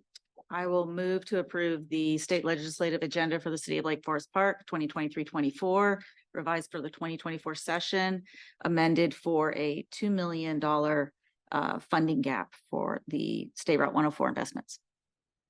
Second. It's been moved and seconded. Any further discussion? And with that, colleagues, all those in favor of resolution 23-1929 adopting the revised 2023-2024 legislative agenda as amended, please say aye. Aye. Are there any nays? The ayes have it. That passes unanimously. Thank you, council. All right. Wait for it. Director Vaughn. Welcome. Thank you. You've been very patient. Well, now the fun topic of the evening, which is budget. Okay, maybe not, but walking into the presentation, oh, I have the, thank you. I'm all set up to continue on, maybe. There we go. Oops. Okay. Matt, maybe I will let you drive the presentation.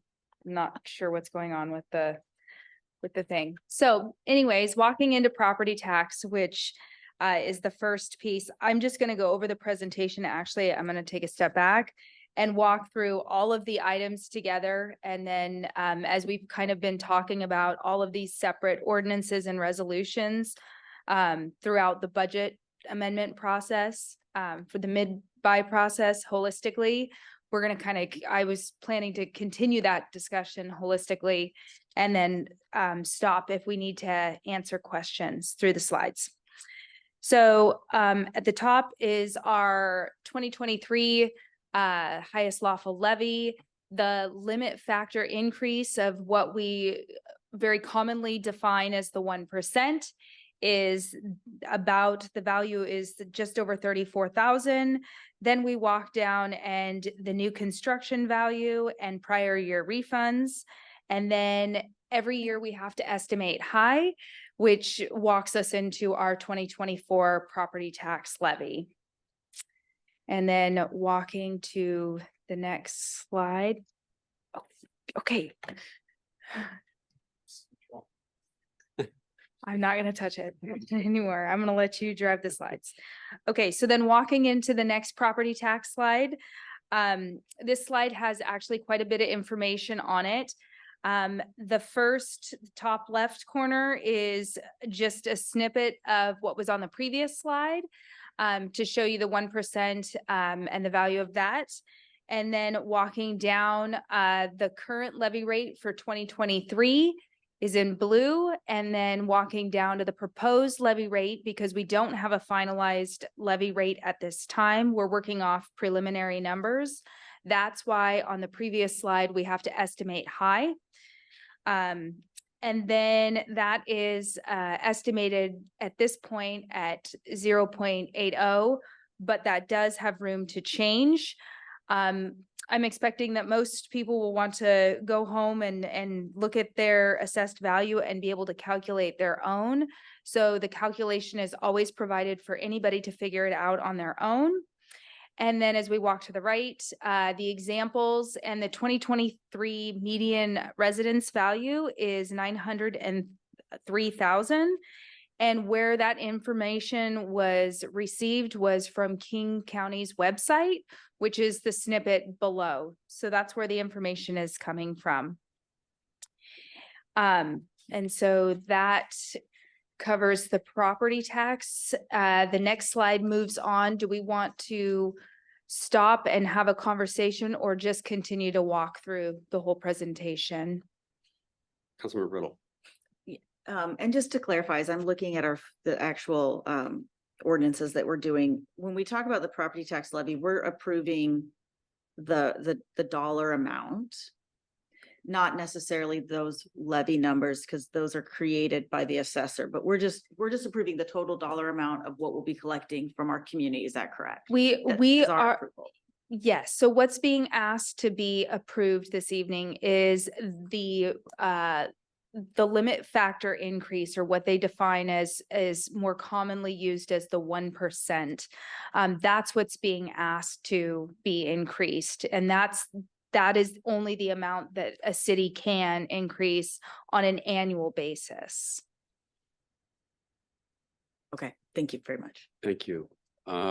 Let's go through the remaining items and then we'll come back for any additional questions. Please, Director Vaughn. Okay, so walking to the next part, biggest part of the mid-biennial budget discussions have been the market and cost of living adjustments.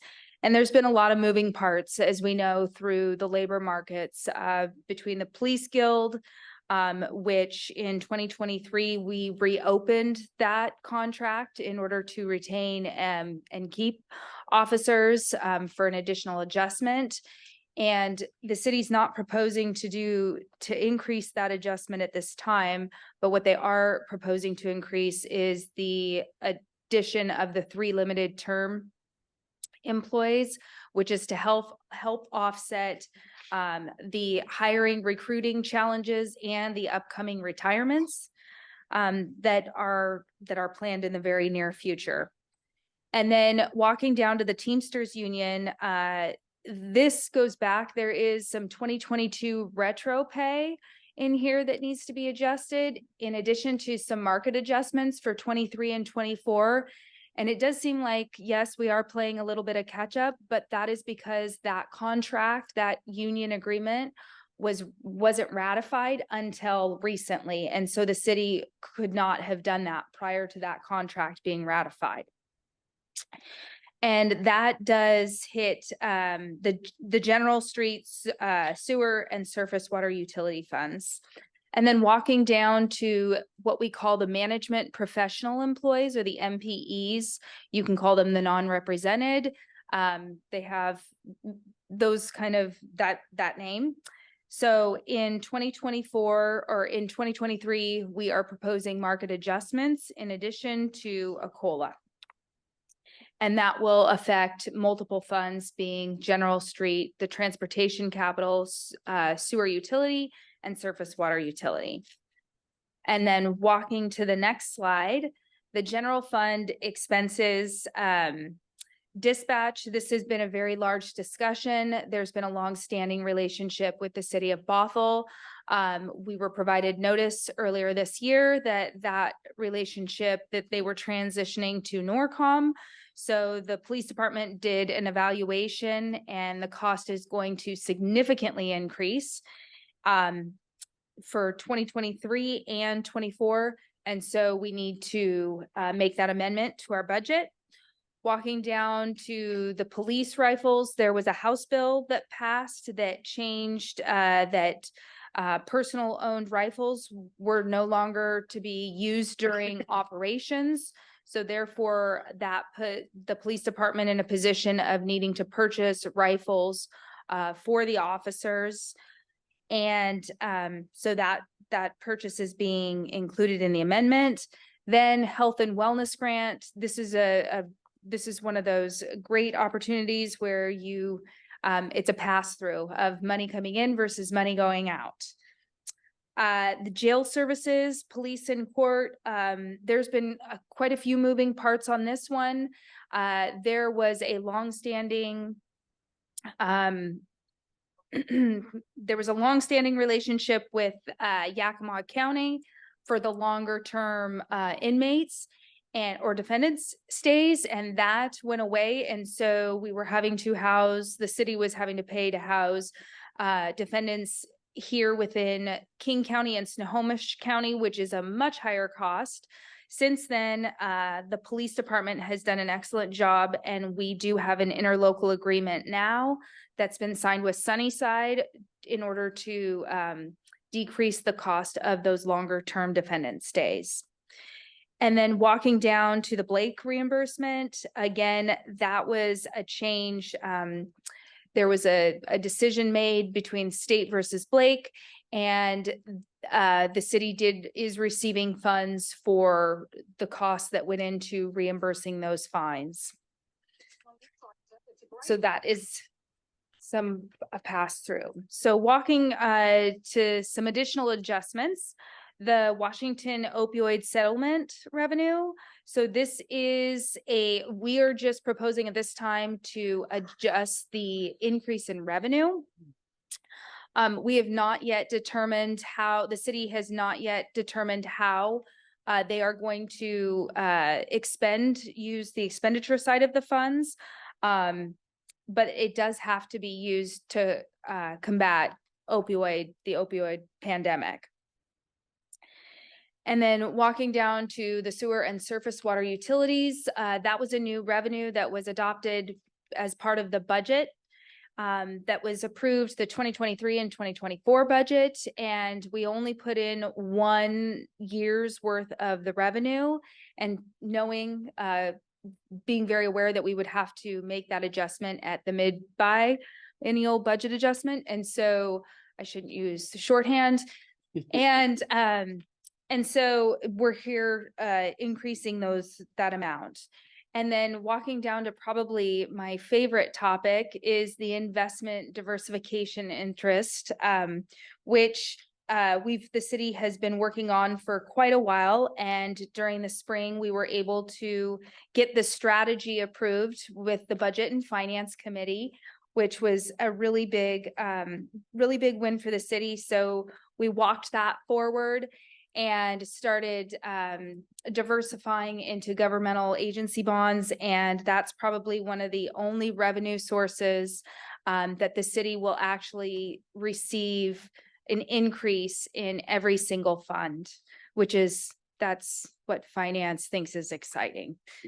And so walking down to the one additional ask was to increase the community partner funding for Shore Lake Arts for an additional $5,000 in 2024 to help offset some increasing labor costs and increasing rent. And then walking into the sewer rate increases, I'm just bringing this back up. Actually, this was previously approved on a resolution. But the effective date is January 1 of 2024. So it's very clearly walking through. There is, when we talk about the county, we are referring to King County versus the city's portion. And you can see that the total increase is 5%. The county's portion is increasing by 5.75 and the city's portion is increasing by 3. And so that, because we do, oh, I forgot to say that the monthly increase will be $3.62. And then the bi-monthly bill that will go out is $153. And then walking to the next slide, this is the proposed surface water rate increase. This was built into the original adopted budget, but similar to property tax, it has to be adopted on an annual basis. And so the proposed increase is a 10% increase, but it is supporting operating and capital surface water funds, which basically the city needs to replenish because we've been so active with all of our culvert projects, which is a big win for us. And so the annual increase is $24.62. And then walking into the final slide of the user fee rate increases, the building fees are increasing by 9.8%, and that's following the International Code of Councils per August 2023's update. And then we are just including the sewer water rate increase on the user fee, and in addition, the proposed surface water rate increase on the user fee schedule. And I think that concludes the presentation. Are there any questions? Thank you, Director Vaughn. Let's start with any questions on item B, ordinance 23-1279, levying general taxes for the city of Lake Forest Park in King County. Colleagues, any questions or comments? Thank you. Let's be expeditious here, folks. It's getting late. I would entertain a motion for consideration of ordinance 23-1279, levying the general taxes for the city of Lake Forest Park in King County for the fiscal year commencing January 1st, 2024 on all property, both real and personal, for the purpose of providing sufficient revenue. So moved. Second. Been moved and seconded. Any discussion? All those in favor of passage of ordinance 23-1279, please signify by saying aye. Aye. Aye. Are there any nays? Thank you, council. That passes unanimously. Let's move on to ordinance 23-1280, levying the property tax for the calendar year 2024. Any questions or comments? Mr. Fertani, please. Really briefly, then, thank you, Deputy Mayor. The difference between the one that we just passed and the one that we are passing is that this is the increase. Question mark. Yeah. We have to do it. It's a multi-step process. So yeah. there are two ordinances that are required to be passed per the RCW, and I might have to lean on Attorney Pratt here.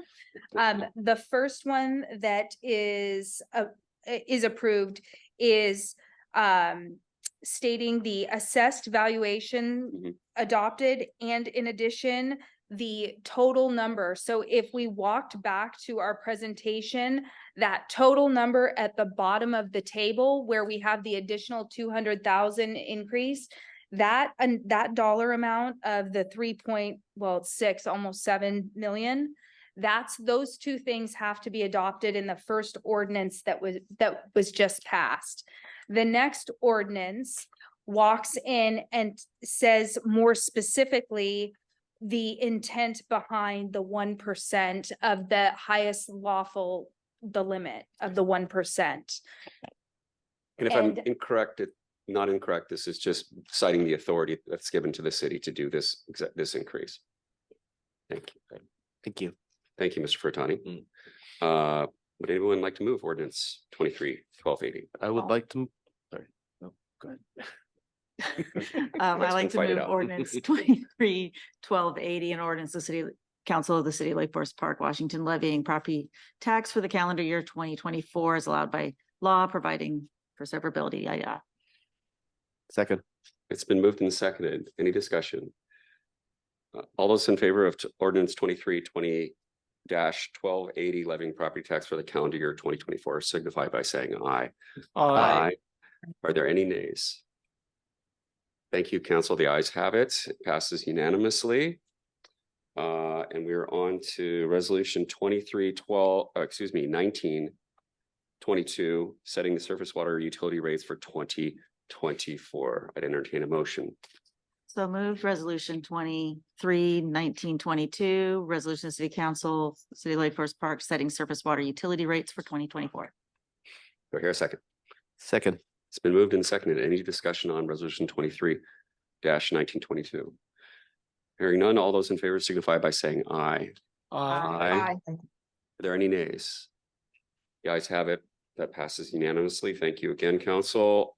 Item E, resolution 23-1923, adopting 2024 user fees. What's your pleasure, council? So I'll move resolution 23-1923, adopting 2024 user fees. Second. It's been moved and seconded. Is there any further discussion? Mr. Lebo? Thank you, Deputy Mayor. As I understand, the proposal is that we increase the permit fees by 9.8% to follow the International Building Code. And I would just offer that unlike sheep, we should be setting the rate based upon our costs. And so I would reluctantly vote for this, but ask that in our next year that we true it up. Just as we had proposed to do in the last, when I believe it was every 2 years. I would very willingly defer to Director Perigo to speak as the expert on this topic. Dr. Perigo. Our largest cost in the building department is the personnel, and our primary person is his increase, his salary, excuse me, is increased by 14.3%. So that is helpful. So I think though that as we've talked before, that we were trying to true it up every 2 years. So I would just ask that we do that. Sure. Thank you. Thank you, council member. All those, if there's no, is there any further discussion? All those in favor of adopting resolution 23-1923, adopting 2024 user fees, please say aye. Aye. Are there any nays? The ayes have it. Thank you very much, council. And the piece de la resistance, my French is bad, is ordinance 23-1281, amending the adopted biennial budget for the years 2023-2024. What's your pleasure, council? I'll move ordinance 23-1281, amending the adopted biennial budget of the city of Lake Forest Park for the years 23-24. Do I hear a second? Second. It's been seconded by Vice Chair Castleworth. Thank you. Any discussion? I would just like to say, since it's our last vote on this topic, thank you very much, Director Vaughn, and to the staff for all the hard work of the administration on this. It's a very responsible budget. I know it's been a very difficult season because there have been lots of increased costs, but you all have done a fantastic job. Any other comments? Please. I will simply second that. You've put in some Herculean efforts and faced some really challenging expenditure issues this budget cycle. And you've put together something that we can pass today. So thank you. Mr. Furtani. yes, and if I can, I could third that, but I also want to be on the record about the caution that has been set that there is a structural problem with our budget, and we really do need to start addressing it starting next year. So just want to basically make everybody aware that yes, your city council is aware that there is going to be this issue, but that we may have to basically start talking about alternate ways of addressing that shortfall. Thank you very much for the reminder, Mr. Furtani. All those in favor of adoption of ordinance 23-1281, amending the adopted biennial budget for the years 2023-2024, please say aye. Aye. Aye. Are there any nays?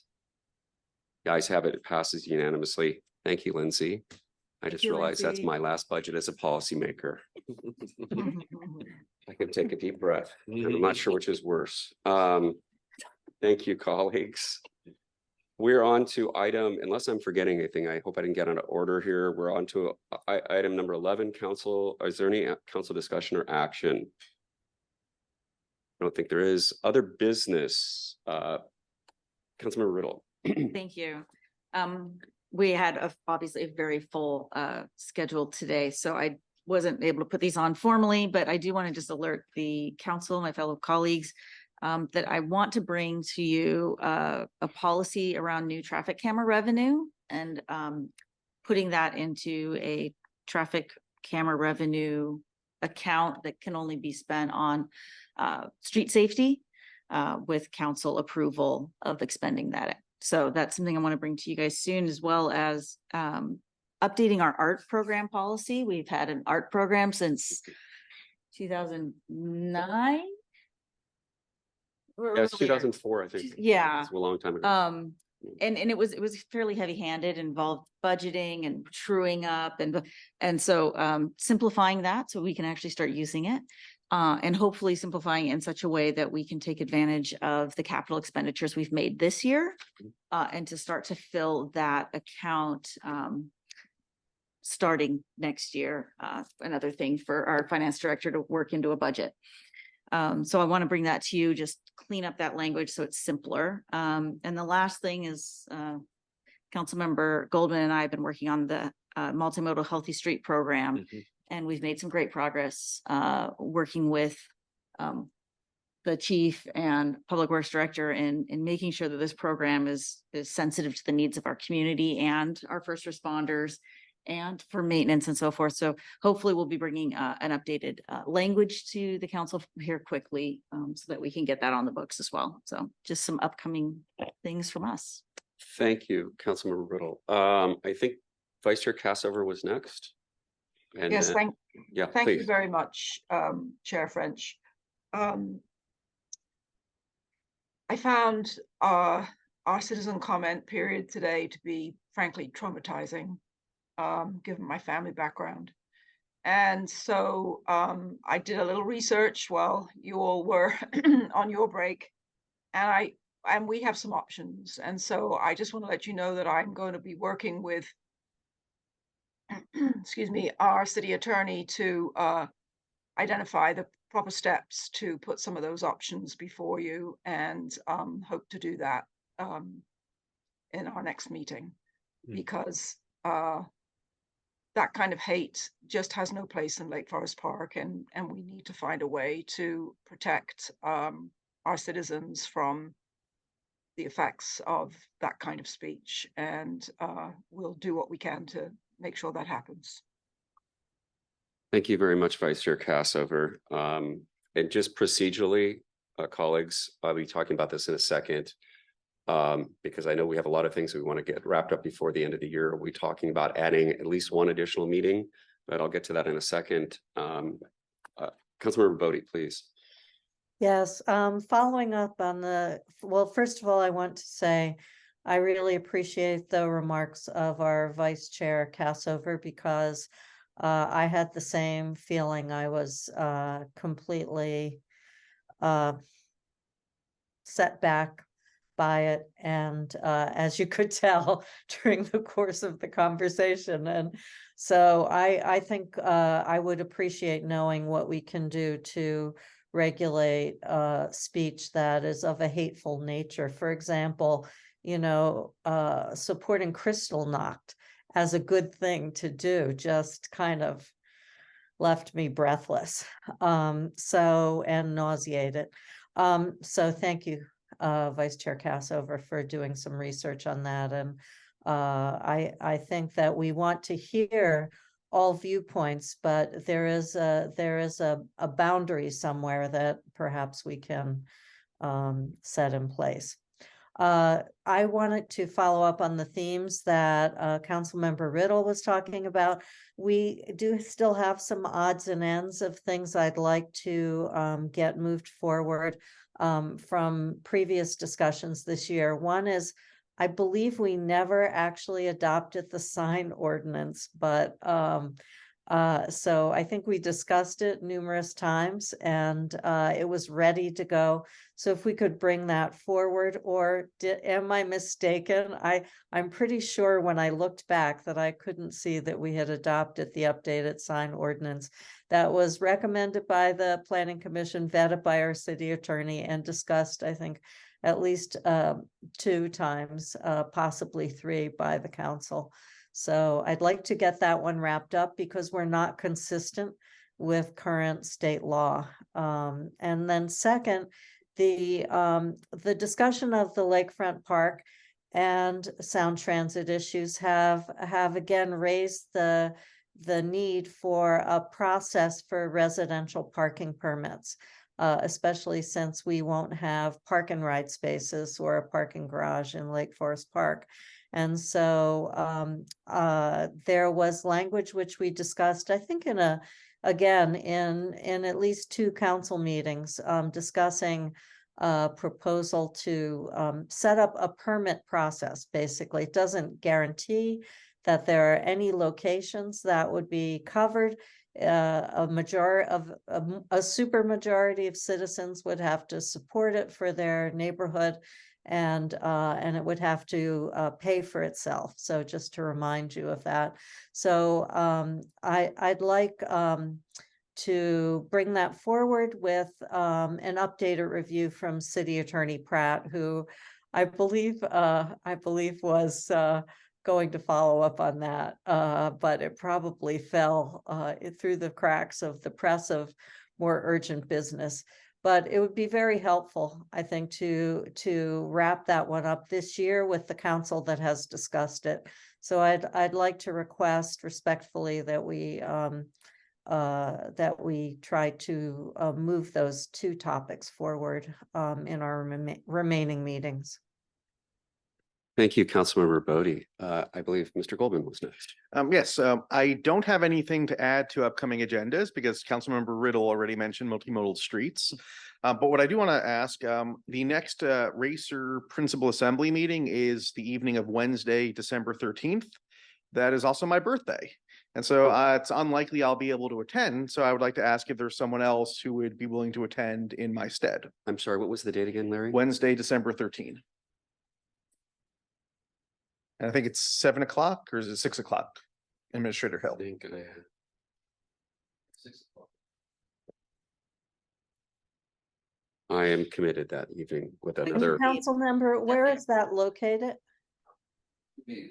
Where's the meeting located? It'll be Mr. Hill said Kenmore. Yeah, Kenmore Oh, City Kenmore. Hall. We have a PIC meeting that night, but I can cover it, Lori. That's no problem. I would be pleased to skip the PIC meeting and attend the Racer meeting on the evening of the 13th of December. Thank you, Councilmember Bodie. Thank you. That's great. Let's see, a couple things real quickly. I mentioned that, so we have canceled the budget and finance meeting for next week. I had actually hoped that we'd be able to try to schedule a special meeting to wrap up a couple items as a council, but there's simply not enough time. So I would ask the council if they have availability on November 30th, which is 2 weeks from today, for a special meeting to consider some of these topics. And my fervent hope is, with maybe one exception, that we're going to try to be wrapping up, as Councilmember Bodie said, some of the things that we haven't completed that the council's already discussed, rather than new items, because we simply just don't have the time. And unless it's of an urgent nature, and then we can certainly have that conversation. Does the 30th work for the group? Okay. I'm seeing nods. Lori and Philippa, does that work for you? Thank you all. Okay, we'll schedule a special meeting for that night. And two, on point, thank you very much, Vice Chair Cassover, for your thoughtful comments about the public comment earlier. There is no room for that. I'm a fervent supporter of our constitutional right to free speech, but there are some lines that cannot be crossed. And I believe very strongly that we need to consider some options here to make sure that free speech is protected at the same time.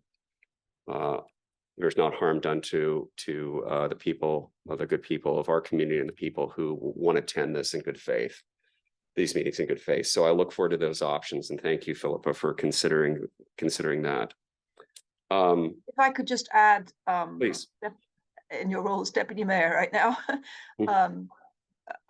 this has happened to other cities, and other cities have put forward a statement following these unfortunate incidences, just demonstrating the commitment to fairness and inclusion and against hate. And I would urge us to do the same, and I'd be glad to work with you on such a statement. Kenmore has done a very good one. Thank you very much, Vice Chair Cassover. And we passed the Charter from Compassion in 2013, and this that speaks volumes to people should be thinking about when they're interacting with their fellow human beings. And on that quick note, since we're under other business, I wanted to take a moment, and I know Vice Chair Cassover would like to as well, to recognize the passing of our friend Ann Stadler a number of weeks ago. She was a pillar in our community. She's the one that brought the Charter Compassion to my attention. She was a mentor to me. I'm going to miss her dearly. She taught me so much through her kind wisdom, and it's a great loss to the community. But what a life well lived. She was an extraordinary human being.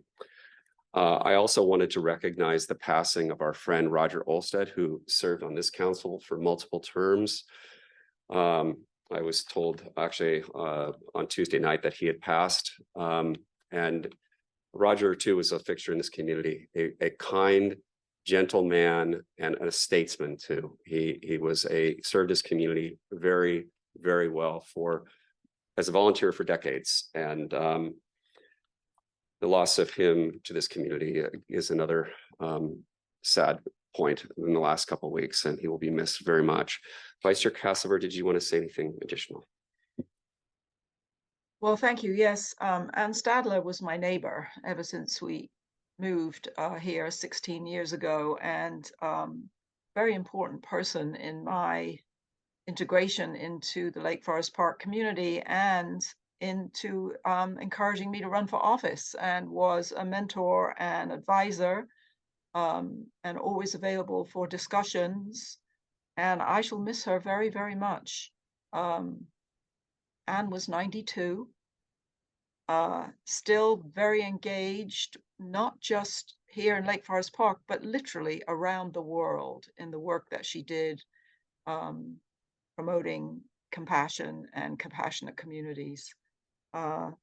She was an extraordinary person, and I just don't even imagine ever meeting anybody quite like her ever again in my life. So yes, we've lost somebody very important to our community who was really the inspiration for Third Place Commons. She was the one who pushed that idea, and who had the idea to start with and then actually made it happen. And fortunately, her son, Aaron, is still with us and on the board of Third Place Commons, and I know will make sure that her legacy remains. And the community has a lot to thank her for, because we would not be the Lake Forest Park we know today without everything that she's done, and particularly without Third Place Commons. So yes, thank you for the opportunity to talk about her. Thank you very much, Philippa. Colleagues, do we have any other business, shall I say? Councilmember, let's see, council committee reports. Have we had any committees? Trying to think. No. How about councilmember reports? Mr. Furtani. Hi, thank you, Deputy Mayor. I'll make this brief. The Climate Action Committee met Tuesday, I guess. And the draft report is nearly ready. So they may come in December, they may come in January to make sort of the presentation to the council for council approval and comments. Thank you very much, Mr. Furtani. That's exciting news. Colleagues, other council member reports. Mr. Goldman. I'll be really quick. Seashore met last week. One of the topics was approving our legislative agenda for Seashore. And in fact, the city's legislative agenda references Seashore as supporting Seashore agenda items that are relevant to the city. The other, we had heard a presentation regarding the federal climate or federal Inflation Reduction Act and how there's funding available, grant funding available for climate related planning and implementations. And so that may very well be relevant as we're hearing from the Climate Action Committee. Thank you, Mr. Goldman. Vice Chair Cassover.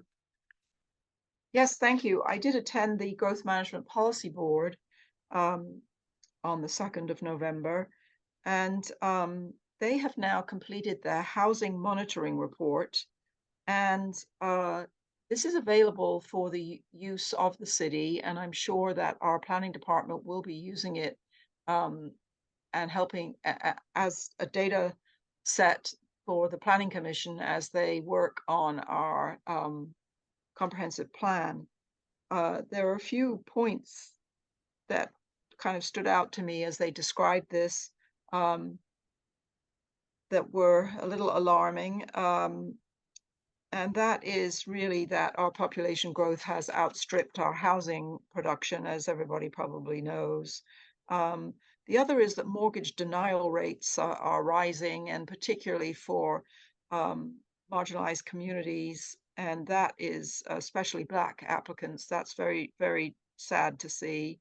But the other thing that we have to pay attention to is that developers who want to build housing say that there are still barriers to building, and that they have to do with local regulations around zoning, parking, open space requirements, setbacks, things like that. So this is something that the council, I think, will have to tackle in the future, is to really look and see whether we have any regulations that are really holding back the creation of the housing that is desperately needed in our area. So that data set is available, and it's available through the PSRC. So any of you who are interested, I can certainly give you more information about it if you ask me. Thank you, Philippa. I just have one report. Regrettably, I was unable to attend the PIC last night. I was on a very important phone call. And I did want to give a shout out to our PD. Our officers responded to an accident that I was fortunately not directly involved in, but I was 30 feet away. And my daughter and I were very lucky we weren't hit head on.